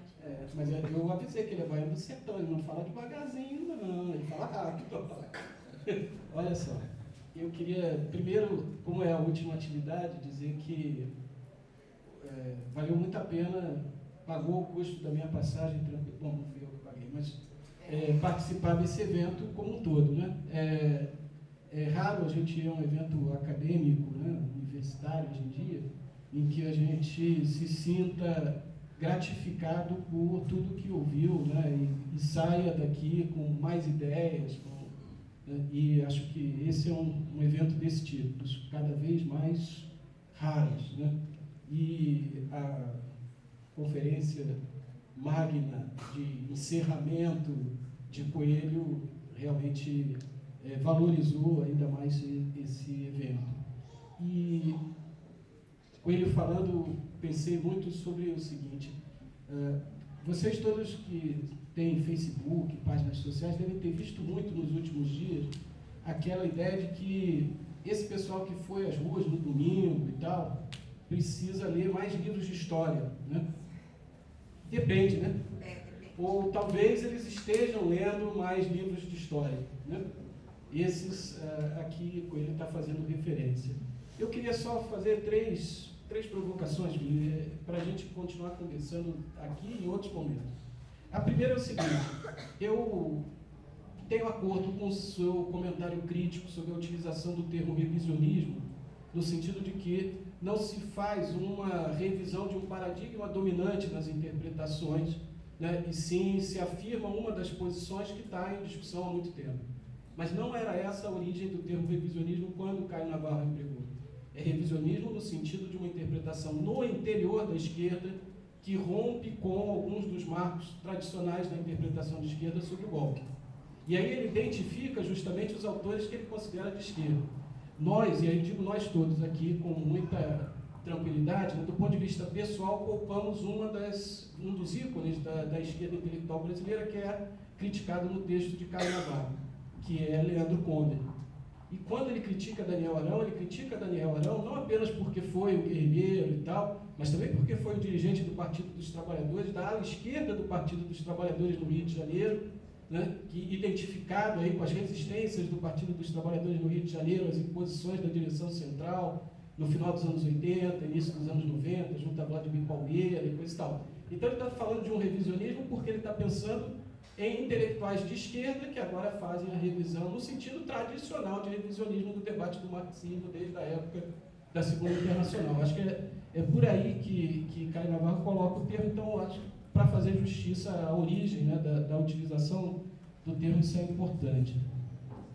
Acho que você tem toda a razão no sentido de que as teses sobre o golpe e a ditadura que você associa ao golpismo historiográfico são hoje fartamente dominantes, e aí não há como tratá-las como hegemônicas, num sentido muito preciso do termo, mas são amplamente dominantes no meio universitário e na chamada opinião pública, no sentido daquela produção, fabricação e difusão de uma determinada visão sobre a realidade e sobre o passado, feita pelos grandes meios de comunicação de massa. Né?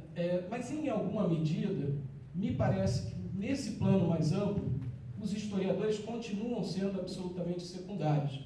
Quando você cita o trabalho de Gilberto e Hélio Gaspar e tal, na verdade, os historiadores são, digamos assim, um elemento de legitimação de teses que tem muito mais difusão pela pena de figuras intelectuais orgânicos mais assumidos e, ao mesmo tempo, mais capazes de difusão de ampla circulação, como o caso de Hélio Gaspar. Quer dizer, vale a pena para ele citar um historiador que corrobore as suas afirmações, porque é um instrumento de legitimação, já que ele não é mais um historiador universitário, nunca chegou a ser, embora tenha cursado um curso de História e tenha sido, inclusive, pela esquerda, expulso, né, da universidade pelo famigerado Hermenegildo Viana, ainda nos primeiros momentos aí da repressão. Né? Então, acho que ali também os historiadores ainda estão tentando se credenciar. Eu diria que Daniel deu um salto, não com as suas obras sobre o golpe e a ditadura, nós vamos ter que ter muito mais atenção à sua biografia sobre Luiz Carlos Prestes. Esse é o grande salto dele para se transformar num historiador de ampla circulação, numa figura pública e tal. O volume de vendas dos livros sobre as ditaduras e tal, por maior que seja, comparado ao que é o campo historiográfico, não deve ser nada, não deve ser assim, um percentual ínfimo do que foi o investimento no lançamento da biografia do Prestes, como o livro de Natal da Companhia das Letras, que estava em todas as estantes de todas as livrarias, né, em todos os mostruários. Acho que é uma coisa para a gente avaliar também, pensar daqui a pouco o que isso pode representar. Né? Mas eu sou menos pessimista no seguinte sentido. Vejo que entre 2004 e 2014, a capacidade de uma resistência ao golpe historiográfico no interior dos debates universitários se ampliou. Indiscutivelmente, em 2004, havia quase que uma só voz. As vozes dissonantes não tinham qualquer espaço. E elas souberam se articular em 2014 para ter um espaço maior, ainda que completamente secundário diante do espaço que é dado para o golpismo historiográfico, para usar a sua expressão. No entanto, essas resistências, para terem, de fato, um papel contra-hegemônico, carecem de um elemento, que é um vínculo de classe mais sistemático com as organizações dos subalternos.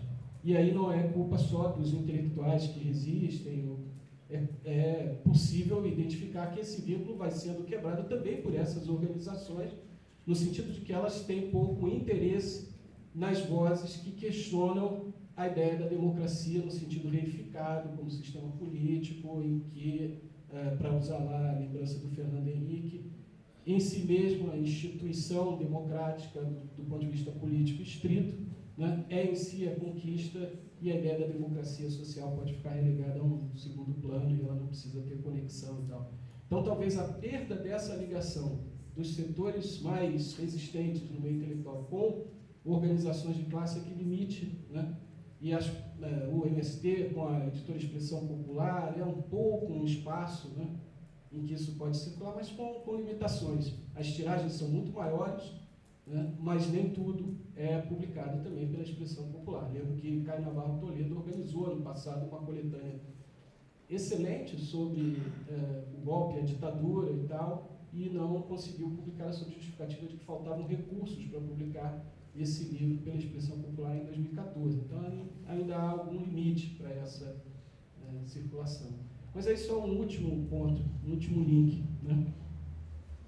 Esses intelectuais produzem a partir da universidade. Será que a diferença também não está no caráter da universidade em início dos anos 60 e nos anos 90 e 2000? Quer dizer, se a universidade do início dos anos 60 é muito mais fechada, tanto em acesso de docentes, quanto em acesso, especialmente em acesso estudantil, quer dizer, uma universidade muito mais elitizada, ao mesmo tempo, essa utopia social, como vai dizer o Gramsci, do intelectual tradicional, é vivida com mais intensidade na experiência daqueles intelectuais que se veem ainda com uma relativa autonomia em relação aos projetos da classe dominante, ainda que isso possa ser uma imagem, uma miragem, né, uma ilusão desses intelectuais, né, enquanto os universitários, né, dos anos 90 e 2000, ainda que nunca recusem a sua imagem de intelectual tradicional, né, já tem, tanto pelos vínculos de mercado das universidades, quanto pela introjeção do ethos empreendedor e produtivista, né, eles já têm um grau de identificação com as regras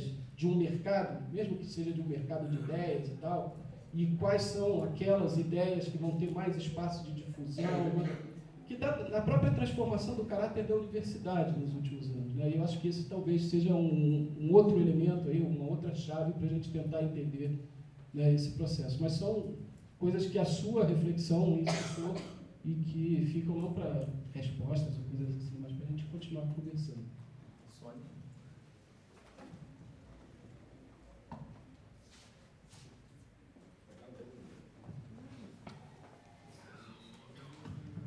Bom, eu acho que, fazendo minhas as palavras do Marcelo, foi um prazer estar aqui, a gente se sente em casa, a gente se sente par e não ímpares, como normalmente nos sentimos nas nossas respectivas universidades. Nesse sentido, esse um pouco de renovação do ar que se respira, né, num evento como esse. E também a estupenda palestra do Coelho, fechando com chave de ouro o evento. A minha questão é um pouco traíra. É sobre uma obra recém-publicada, não é? Exatamente sobre o golpe de 64, da autoria de próceres dessa corrente, seja lá revisionista ou hegemônica, funcionária, né? Funcionários da hegemonia, Ângela de Castro Gomes e o nosso querido Jorge Ferreira. Eu queria saber se você, o que você pensa dessa obra, enfim, é isso, é muito simples.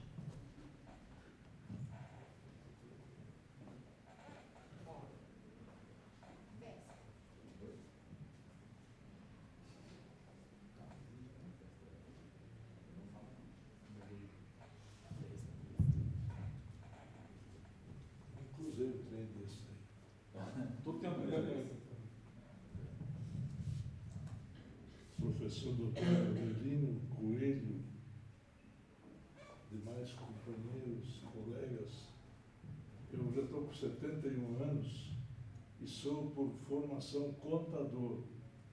Eu trabalhei muito com balanço de capitais, balanço de resultados, e agora participei dessas reuniões todas aí, na expectativa de que eu ouvisse alguém falar se havia alguma expectativa na mudança do sistema político-econômico do capitalismo e do sistema político-econômico do socialismo, visto que me parece que ambos estão bastante enfraquecidos e que a gente não sabe para onde é que vai parar esse sistema, esses dois sistemas. Eu não sei se essa pergunta talvez pode se fazer para vocês ou isso poderia ser um assunto para ser discutido mais tarde pelos estudantes mesmo. Meu nome do senhor? Sérgio. Não há mais nenhuma. Então, para que responda plenamente o conjunto das questões, vou dar 5 minutos, como trabalho, considerando-se a ponderação da carga.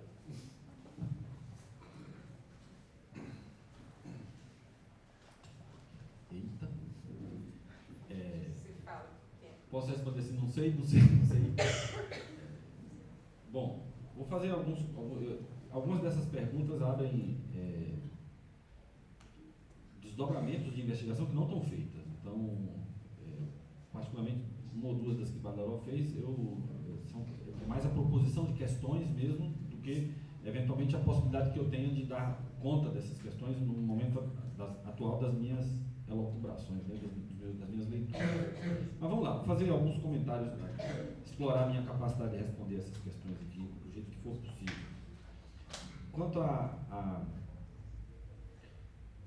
propósito da intervenção de Carla, né, ela menciona a recorrência de falas que desqualificam os marxistas e os agrupam todos, desrespeitando completamente diferenças entre eles. Essa é uma operação bastante eficiente, né, e ela é recorrente nessa historiografia golpista ou revisionista, conforme nós queiramos falar.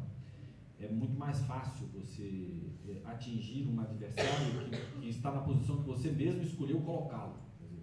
Se você mesmo põe o adversário onde você quer que ele esteja, aí você pode alvejá-lo da maneira que você quiser. Funciona bem, não é exatamente, intelectualmente não é muito digno, não merece maiores elogios. Quando nossos alunos fazem isso na universidade, eu de minha parte os repreendo duramente. Aprendi com Gramsci, com minhas professoras gramscianas, que não há chance de vencer um debate intelectual se a gente ataca o adversário onde ele é mais fraco. Você só pode vencer um debate intelectual se você for vitorioso lá onde o adversário é mais poderoso. É o contrário da guerra de movimento. Quando você está lutando na rua com um cara que...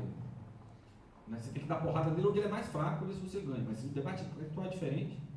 Então esse tipo de procedimento é intelectualmente questionável, condenável, mas é evidentemente muito comum. Mas o que eu acho bacana de salientar aqui, isso estava embutido na fala de Carla também, é que não importa o quanto os procedimentos intelectuais sejam rasteiros, não importa o quanto já antecipando parte do que eu vou dizer sobre a pergunta de Sônia, por exemplo, esse texto de Ângela de Castro Gomes e Jorge Ferreira, os adjetivos que me vêm à mente para me referir a esse texto, não devo pronunciá-los fora de casa, mas não importa que seja muito ruim o trabalho, é um trabalho muito ruim.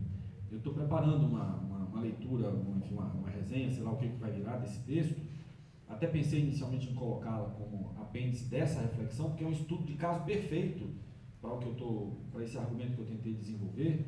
Mas aí é que está uma coisa que eu quis destacar, eu destaquei na fala, eu quero destacar novamente agora. O poder dessa historiografia não repousa sobre a qualidade do seu argumento. Não é lá que eles são poderosos. E, portanto, é evidente que nós não podemos nos furtar de fazer o debate, de demonstrar os equívocos, de travar esse debate demonstrando a fragilidade dessas posições, fazer com eles o que eles não fazem conosco, isto é, ir onde eles desenvolvem esse argumento e atacar o núcleo desse argumento, né, dissolver o núcleo desse argumento. Isso tem sido feito, é uma tarefa que nós precisamos continuar a fazer, mas isto não nos garante vitória nesse debate, porque eles mobilizam recursos de poder simbólico que vão muito além da qualidade dos seus argumentos. Portanto, o fato de que procedem assim, né, nos agrupam todos e falam de nós, todos os marxistas, são caricaturas que constroem de nós, é parte dessa operação, ela é eficiente do ponto de vista do projeto deles, né, do projeto que está em movimento. E quanto à menção que você faz da correspondência entre as falas de FHC e da Veja, eu também me surpreendi, eu tinha lido Fernando Henrique Cardoso na graduação e nunca mais tinha lido Fernando Henrique Cardoso. Depois que Fernando Henrique Cardoso virou presidente da República, eu tinha feito uma jura, até eu juro, sabia? Eu fiz uma jura, jurei que não voltaria a ler Fernando Henrique Cardoso. Eu rompi a minha jura e voltei a ler Fernando Henrique Cardoso agora. Então, para mim também foi na verdade, eu começava a pensar nisso, eu falei assim, gente, mas eu acho que eu já vi uma coisa dessas. E voltei a Fernando Henrique Cardoso e também me surpreendi com isso. Mas aí eu queria fazer, vocês vão ficar talvez surpresos, um elogio a Fernando Henrique Cardoso. Entendam bem o tipo de elogio que eu quero fazer. Está gravando. Ah, eu sei, mas esse elogio é sincero. Trata-se de alguém que dava amostras, mesmo no início, mesmo em 71, ele dava amostras de saber bem onde queria chegar. Ou seja, o que Fernando Henrique se torna? Fernando Henrique se torna um grande operador político, capaz de articular num determinado momento histórico de maneira bastante eficiente interesses não facilmente convergentes de diferentes frações da classe dominante. Ele monta uma costura política que é merecedora de nossa consideração séria. Não é um adversário qualquer. Nós estamos diante de alguém com a capacidade de elaboração política que ele provou não ser pequena. E os textos dele mostram que isso não foi uma iluminação do divino que acometeu ao ministro da Economia de Itamar Franco. Não foi. Isso se desenvolvia no intelectual. Desde os traços do príncipe já são legíveis no sociólogo, muito antes que esse sociólogo virasse príncipe. E não é estranho, portanto, que a gente encontre algo parecido com isso em Veja. Eu não conheço, você conhece a revista Veja, mas Veja também tem essa característica, a de que trata-se de um corpo editorial, tem um grupo de intelectuais que sabe bastante bem o que quer da vida, né? Consegue se colocar com muita coerência com os objetivos que formula para si próprio. Sobre as questões de Badaró, quanto à primeira Badaró, sobre o revisionismo, eu concordo com você. O primeiro que eu não estou fazendo muito cavalo de batalha sobre o termo revisionismo, tanto que eu acabei usando o termo revisionismo. Eu só chamei a atenção para algo que me parece ser uma imprecisão no uso desse termo. E eu concordo contigo que, na origem, em Caio Navarro, ele tinha um outro sentido. Mas quando a gente pega a literatura que veio depois, não. Aí entram como revisionistas gente que nunca foi marxista, como Angelina Chaibub, como um bocado de gente, e aí a palavra revisionismo passou a ser usada com uma amplitude um pouco grande demais. E eu não estou aqui para fazer a briga contra o uso do termo. O que me interessa é chamar a atenção para a questão que para mim, é fundamental, que é o que é mesmo que esta operação historiográfica encerra como projeto político. O que é que está em causa quando esses historiadores tomam a palavra para falar do golpe e da ditadura do modo como vem falando. Para mim, o que está em causa é, sim, num primeiro momento, uma imagem do passado, mas é, simultaneamente, uma tomada de posição perante dilemas políticos do presente, perante desafios do presente. E aí você diz que acha que talvez a obra, a gente deva pensar que eles, enquanto funcionários dessa nova hegemonia, eles continuam relativamente secundários, considerando, por exemplo, o alcance das suas palavras. Quando comparamos o que podem os historiadores, né, com o que pode a Veja, com o que pode a Globo, com o que podem as igrejas, né, as igrejas evangélicas, talvez você tenha razão. Eu não queria sobrevalorizar o meu, enfim, engrandecer os meus historiadores, não. Eu só gostaria de lembrar que pelo menos de 10 em 10 anos, na época das efemérides, a palavra dos historiadores não é substituível por nenhuma outra. É a eles que a grande imprensa recorre. O que eles querem ouvir é aquele que apresenta o diploma de historiador.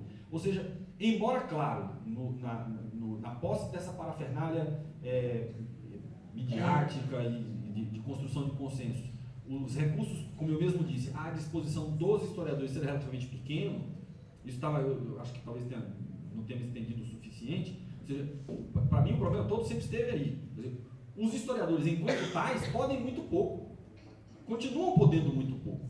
Então, de onde vem a força dessa historiografia golpista ou revisionista?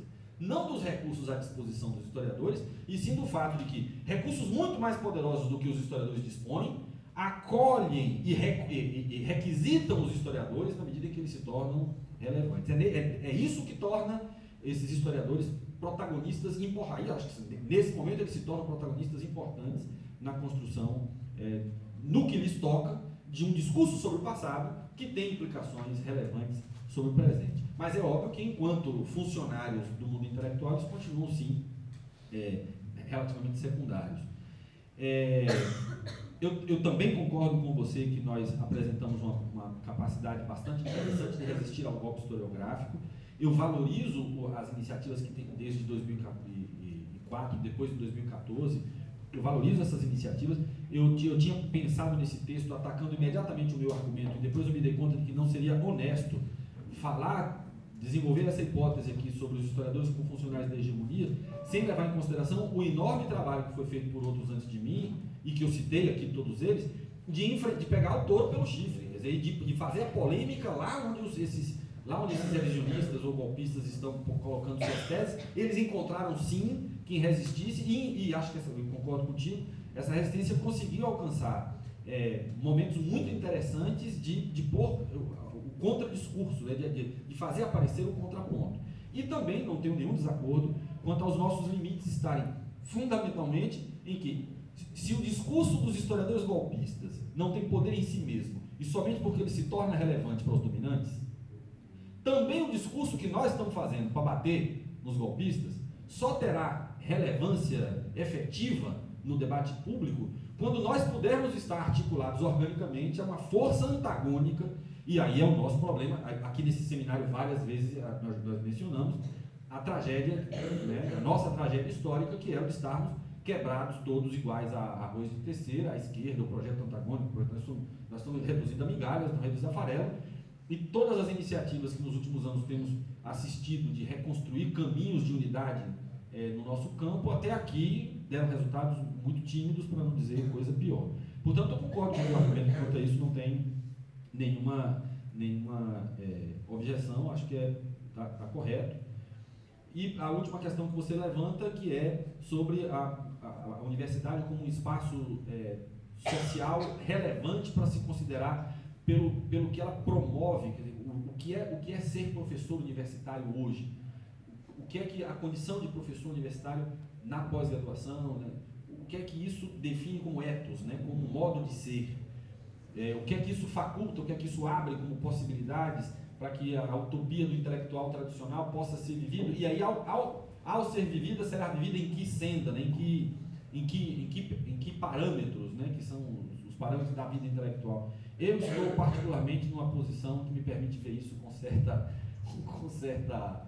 riqueza de detalhes, depois que virei um burocrata do ensino superior, e me encontro todos os dias com isso aflora na minha mesa todos os dias lá em Feira de Santana, que é uma universidade em que tudo isso ainda se desenvolve com certo atraso, a universidade ainda pequena, a pós-graduação é recente. Nós não temos, quando você comparar isso com o que tem em grandes centros universitários, nós estamos ainda com muita lentidão, e já é muito duro de enfrentar na minha universidade.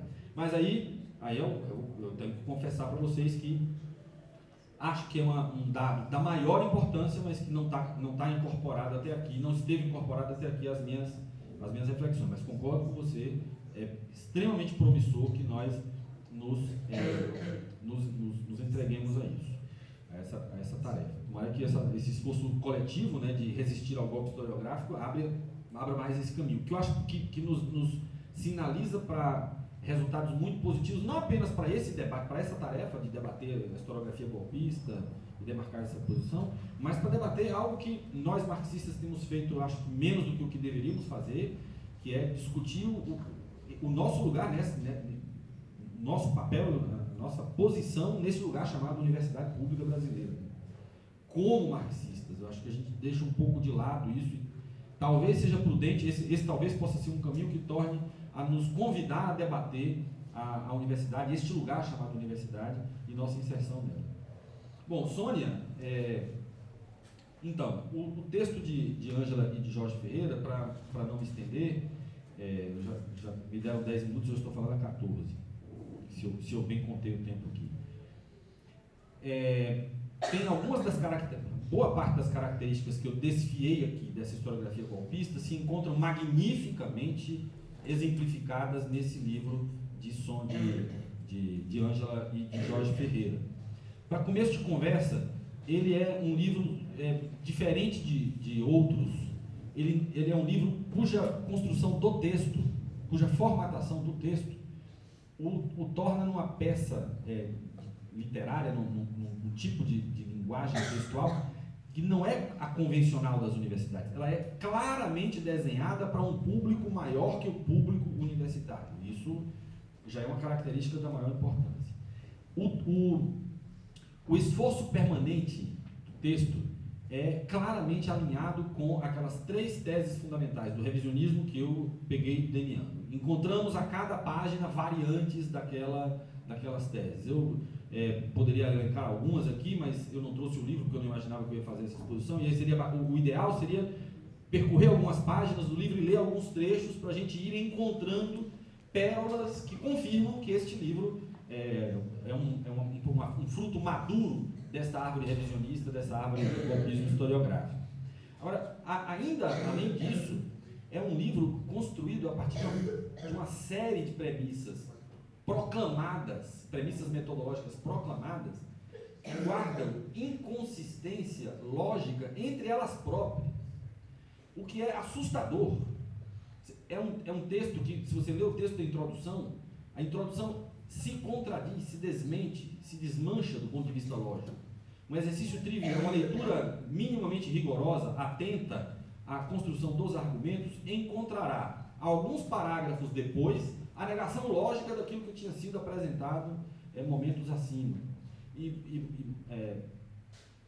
No entanto, é um livro cuja tiragem, cuja editora e cujas vendagens estão entre as mais altas na sua espécie. E mais que isso, eu estou, neste exato instante, uma das coisas que eu fazia nas tardes em que eu não estava aqui com vocês assistindo as comunicações, era lendo uma dissertação de mestrado lá, da minha universidade. Eu estarei na banca na semana que vem, quando voltar, já chego para uma banca de mestrado. É um estudo sobre o golpe militar numa cidade do interior do Bahia chamada Esplanada, que fica no norte, saindo entre Feira de Santana e Sergipe, pela BR-101. Esplanada fica ao norte. E é o golpe em Esplanada. E o texto, para falar de golpe, das condições do golpe, usa qual referência bibliográfica? Ângela de Castro Gomes e Jorge Ferreira. Com qual justificativa? Dois historiadores respeitáveis, bem posicionados no campo historiográfico, cujo trabalho é o mais recente. E se é o mais recente, então é o melhor, porque é o que chegou depois e é a coisa mais nova que temos. Portanto, é exatamente assim que ele justifica a escolha do seu referencial para pensar o contexto do golpe, para contar a história do golpe lá em Esplanada. Isso diz muito sobre o tipo de mestrandos que estamos formando, e isso diz muito sobre a capacidade de capilarizar uma determinada maneira de conceber a nossa profissão, de conceber a pesquisa em história, de conceber o papel e o modo como trabalha a cabeça do historiador, como é que o historiador lida com o repertório bibliográfico à sua disposição, e diz muito sobre como textos como este podem se tornar presença constante, frequente nas referências bibliográficas nesse caso, de gente da pós-graduação. Então, eu estou mencionando somente essas questões e fico devendo para uma oportunidade breve uma reflexão um pouco mais longa sobre esse livro, porque ele realmente me parece um caso espetacular de golpismo historiográfico. É como se esse argumento que eu acabei de desenhar aqui encontrasse nesse livro um laboratório maravilhoso para a gente testar todas essas hipóteses. E eu deixei para o final a questão do senhor Sérgio, porque com ela, senhor Sérgio, eu gostaria de encerrar a minha participação no seminário. A sua questão permite isso, né? Se existem expectativas, se a gente pode apostar em expectativas de mudança, de transformação, né? O senhor menciona no capitalismo e também no socialismo, que se encontrariam hoje ambos enfraquecidos. Bom, senhor Sérgio, eu não sei dar uma resposta muito... As minhas pesquisas não me autorizam a dar uma resposta científica para esta pergunta. No entanto, ou seja, eu nunca pesquisei, e eu não sei se é possível fazer uma pesquisa que produza uma resposta satisfatória para essa pergunta que o senhor faz. Mas eu não paro de me fazer essa pergunta todos os dias. E eu sou um historiador, hoje, que procura, quando eu olho para a minha carreira, relativamente, eu ia dizer breve, mas nessa altura já são uns bons 20 anos, né? Então nem dá mais dizer que é breve, está ficando cabelo branco. Quando eu olho para o que fiz como historiador, eu me dou conta de que o que eu fiz foi encarregar o historiador que eu sou de procurar respostas para o militante que eu nunca deixei de ser. O militante que eu sempre fui propõe questões que ele supõe o historiador que eu sou profissionalmente pode ajudar a procurar respostas. Questões sobre o passado, questões sobre por que perdemos oportunidades, questões sobre por que construções foram dizimadas, construções da classe trabalhadora foram destruídas, foram solapadas. Portanto, eu não sei responder ao senhor com a convicção de um cientista que pode recorrer às suas fontes, sim, nós temos possibilidades de mudança. Eis os argumentos que... Eu não sei se eu posso dar uma resposta assim, mas eu sei dizer que a minha vida como historiador não faz muito sentido se eu não me fizer todos os dias essa pergunta e se eu não der a elas uma resposta que me convence e que vale a pena procurar uma transformação, vale a pena procurar uma busca, vale a pena procurar uma saída. Vale a pena acreditar que o que a gente tem feito pode ter alguma importância para outros personagens, para outros sujeitos que compartilham conosco mal-estar diante do triunfo da mercadoria, diante da universalização da ordem do capital. Vale a pena acreditar, pelo menos para que isso, né, pelo menos para que a gente possa dormir em paz, para que eu possa dormir em paz com a minha consciência, é importante que eu acredite que sim, é possível manter esse horizonte de transformação na perspectiva da minha caminhada e ainda mais apostar que o que eu faço como historiador tem alguma coisa a ver com isso, não está desconectado disso.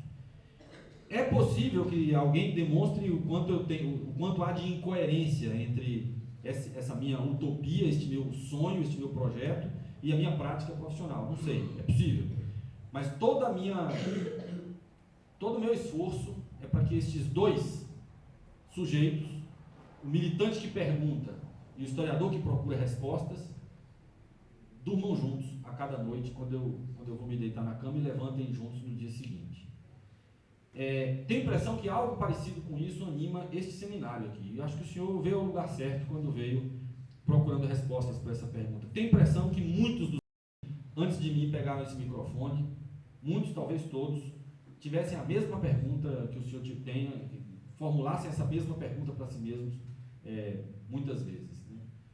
Não sei se eu conseguiria justificar para mim mesmo a necessidade de pesquisar o passado, se eu não tivesse de algum modo me comprometendo com o futuro que eu desejo construir. E eu posso parecer presunçoso, mas acho que não estou sozinho nisso. Acho que tem mais gente aqui do lado, aqui pertinho, bem pertinho, que cada qual do seu jeito compartilha mais ou menos a mesma posição. Bom, essas são as respostas. Vocês fizeram pergunta difícil, eu tinha pedido para ninguém fazer pergunta difícil, vocês fazem pergunta difícil, eu dei as respostas que eu podia, acho que é para encerrar, né, Gilberto? Então, é a minha última fala só pode ser uma fala de muito obrigado. Vir a Rondon é sempre muito prazeroso, é sempre muito instrutivo. Eu nunca venho a Rondon para não voltar daqui maior do que quando cheguei, né? Eu sempre ganho com o que ouço, com o que eu aprendo, com as perguntas que me fazem, é um espaço que se tornou... Feira de Santana é muito longe de Marechal Rondon e nem sempre é possível vir com frequência, mas é um espaço que se tornou muito importante para mim na minha caminhada. Os momentos que vivi aqui, como foram esses que vivi essa semana, eu os carrego num lugar muito precioso da memória, porque eles alimentam um pouco isso que eu acabava de falar na resposta que eu estava dando ao senhor Sérgio, e ajudam a entender que ainda há lugar para essa nossa profissão, a profissão dos historiadores, que não nos alinhamos a nenhuma perspectiva golpista ou revisionista, e que procuramos, né, marcamos nossas bandeiras, né, fincamos nossa bandeira num outro tipo de mastro, como diria Hobsbawm num texto famoso. Estar aqui, portanto, é ter a oportunidade de compartilhar isso com vocês. Eu não me cansarei nunca de agradecer. Todo mundo que vive nas universidades, o que vivemos nas universidades, sabe o quanto é verdadeiro quando a gente toma a palavra aqui e diz: gente, que bom que vocês em Marechal Rondon conseguem abrir um espaço como esse que vocês abrem. Esses espaços não são muito frequentes na universidade, mas felizmente nós conseguimos mantê-los abertos. Haverá um outro ainda no Rio de Janeiro, semana que vem, né? O Marxismo. Felizmente conseguimos mantê-los abertos. Rondon é muito importante também por isso. Muito obrigado pela oportunidade, muito obrigado pela convivência, muito obrigado pela amizade, muito obrigado pela aprendizagem. Valeu, gente. Boa noite.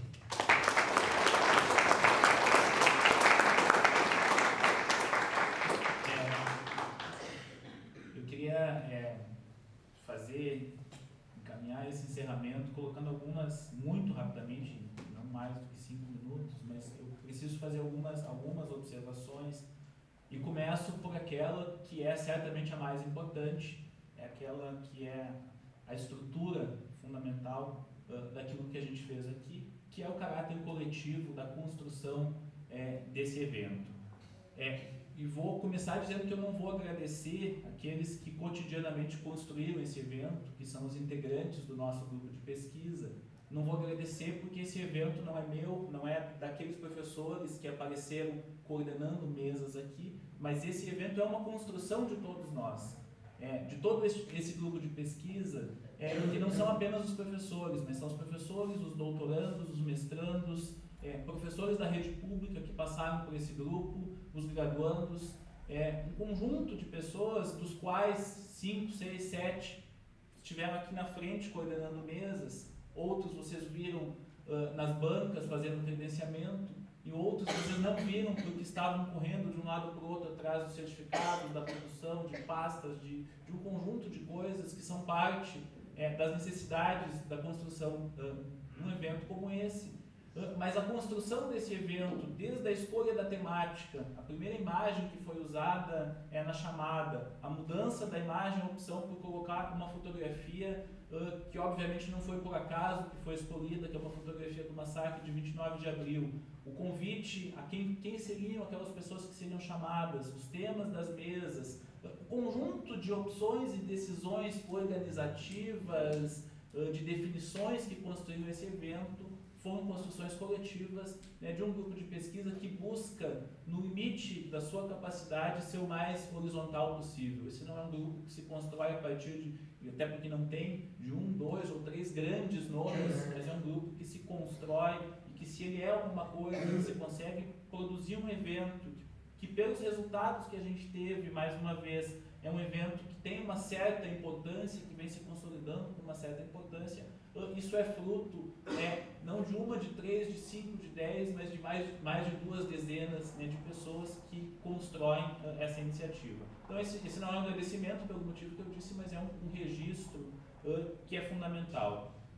E um segundo registro, que também tem a ver com o caráter coletivo, que também tem a ver com a percepção mencionada, já enunciada por vários dos nossos colegas, de que esse é um evento diferente, evidentemente não é o único, mas é diferente em relação à maioria dos eventos acadêmicos na área de história, é que é um evento onde as pessoas não vêm apresentar o seu trabalho e vão embora. Não chegam na hora da sua sessão de comunicação e ficam buscando a lista de presença, o recebimento do seu certificado, cumprindo uma função acadêmica e vão embora. E isso é construído não apenas por nós, pelo nosso grupo de pesquisa, mas pelo conjunto. Em primeiro lugar, daqueles que vieram como convidados e que, na medida das suas possibilidades, participaram de grande parte, da maior parte ou de todo o evento, e que, portanto, participaram e construíram uma discussão que iniciou na terça-feira pela manhã e não se encerra, mas teve continuidade até esta última atividade, que passa pelos apresentadores de comunicação, que não vieram apenas na sua comunicação, mas que participaram de um conjunto de atividades muito mais amplo do que isso, e, portanto, um evento que tem essa característica de construção coletiva, e, infelizmente, essa característica hoje é a exceção e não é a regra. Então, isso eu acho que é fundamental de registrar. Esse evento, com as enormes dificuldades institucionais, de apoio, de financiamento que se tem, mais uma vez, consegue ser um evento que se concretiza com condições bastante positivas. Nós tivemos 255 inscritos, entre apresentadores de comunicação e ouvintes, num contexto onde os alunos de pós-graduação, que vieram em uma quantidade bem mais expressiva da edição passada, hoje não tem financiamento porque simplesmente o PROAP está radicalmente cotado e, portanto, os programas de pós-graduação não têm condições de dar aquela ajuda de custo fundamental, imprescindível, que possibilita a participação dos seus mestrandos, dos seus doutorandos em eventos. Portanto, muitos dos que vieram com enorme esforço próprio. Evidentemente, se a gente não tivesse essa situação, essa condição, a gente poderia ter um número, uma participação de colegas de outros estados em número superior que a gente tem, mas isso não impediu que esse evento tivesse tido uma participação expressiva. Nem todos os 255 inscritos estiveram presentes no mesmo momento, na mesma atividade. A grande parcela disso é de colegas da região, de professores que já estão atuando na rede pública, de professores de cidades próximas, de alunos de cursos de graduação em História da região, que muitos puderam participar um dia e meio, algumas atividades. Então, isso se dispersou, se diluiu no conjunto dos 9 turnos que compuseram este evento, mas sem dúvida isso significa que a gente atingiu e superou aquilo que parecia ser possível do que nos colocamos como objetivos. Acho que dois registros importantes que não foram colocados lá na abertura, que eu acho que são necessários. O primeiro, que este evento, boa parte daqueles que participaram aqui, integram o GT, o Grupo de Trabalho História e Marxismo, que é um grupo vinculado ao AMPU, inclusive é um grupo que tem uma coordenação coletiva também de 7 pessoas, desses 7, 5 estavam presentes aqui como palestrantes, e acho que é a intenção nossa caracterizar a realização desse evento como uma atividade vinculada ao Grupo de Trabalho História e Marxismo. Assim como aquele conjunto de outros grupos de pesquisa que estão lá colocados no caderno de resumo, incluindo o Labelu, por exemplo, coordenado pelo Coelho, vários outros, o GT História e Marxismo apoia e é parte da construção desse evento. E o segundo apoio, que mostra também uma característica de organização, de busca de algo, de consolidação de relações, é o fato de que o Comitê Memória, Verdade e Justiça do Oeste do Paraná, do qual a gente também faz parte, também manifesta, também registra, endossa o seu apoio em relação a esse evento. Então, assim, essas questões fundamentais que me parece importante colocar nesse momento, reafirmando o agradecimento a todos aqueles que vieram como palestrantes, como apresentadores de comunicação, como ouvintes, como apoiadores externos, técnicos da universidade, os motoristas, o Lucas, que está aqui filmando em todos os momentos, não é um integrante do nosso grupo de pesquisa, mas é um apoiador fundamental, imprescindível, que é a partir do trabalho dele que a gente vai ter um dos produtos fundamentais, que são os vídeos, que vão ser colocados, assim que possível, à disposição de todos, portanto, multiplicando e potencializando os resultados do trabalho. Então, fundamentalmente, eu queria dizer isso. Para encerrar mesmo, eu chamo aqui a Carla uma última manifestação. Não, na verdade, hoje a Selma não está aí, né? A Selma estava terminando os certificados e a gente fez uma brincadeira de que a gente poderia fazer um verdadeiro certificado de 40 horas para os nossos palestrantes que estiveram aqui. Está aqui a Sônia, está ali o Marcelo, está lá o Davi, o Gelson, o Henrique, que estão aqui o evento inteiro, que eu acho que isso mostra o caráter coletivo, que caracterizou o evento, que caracteriza o evento, que nos deixa muito felizes. A gente fica super feliz de ter tido vocês aqui, e isso também é parte do processo educativo que a gente está construindo.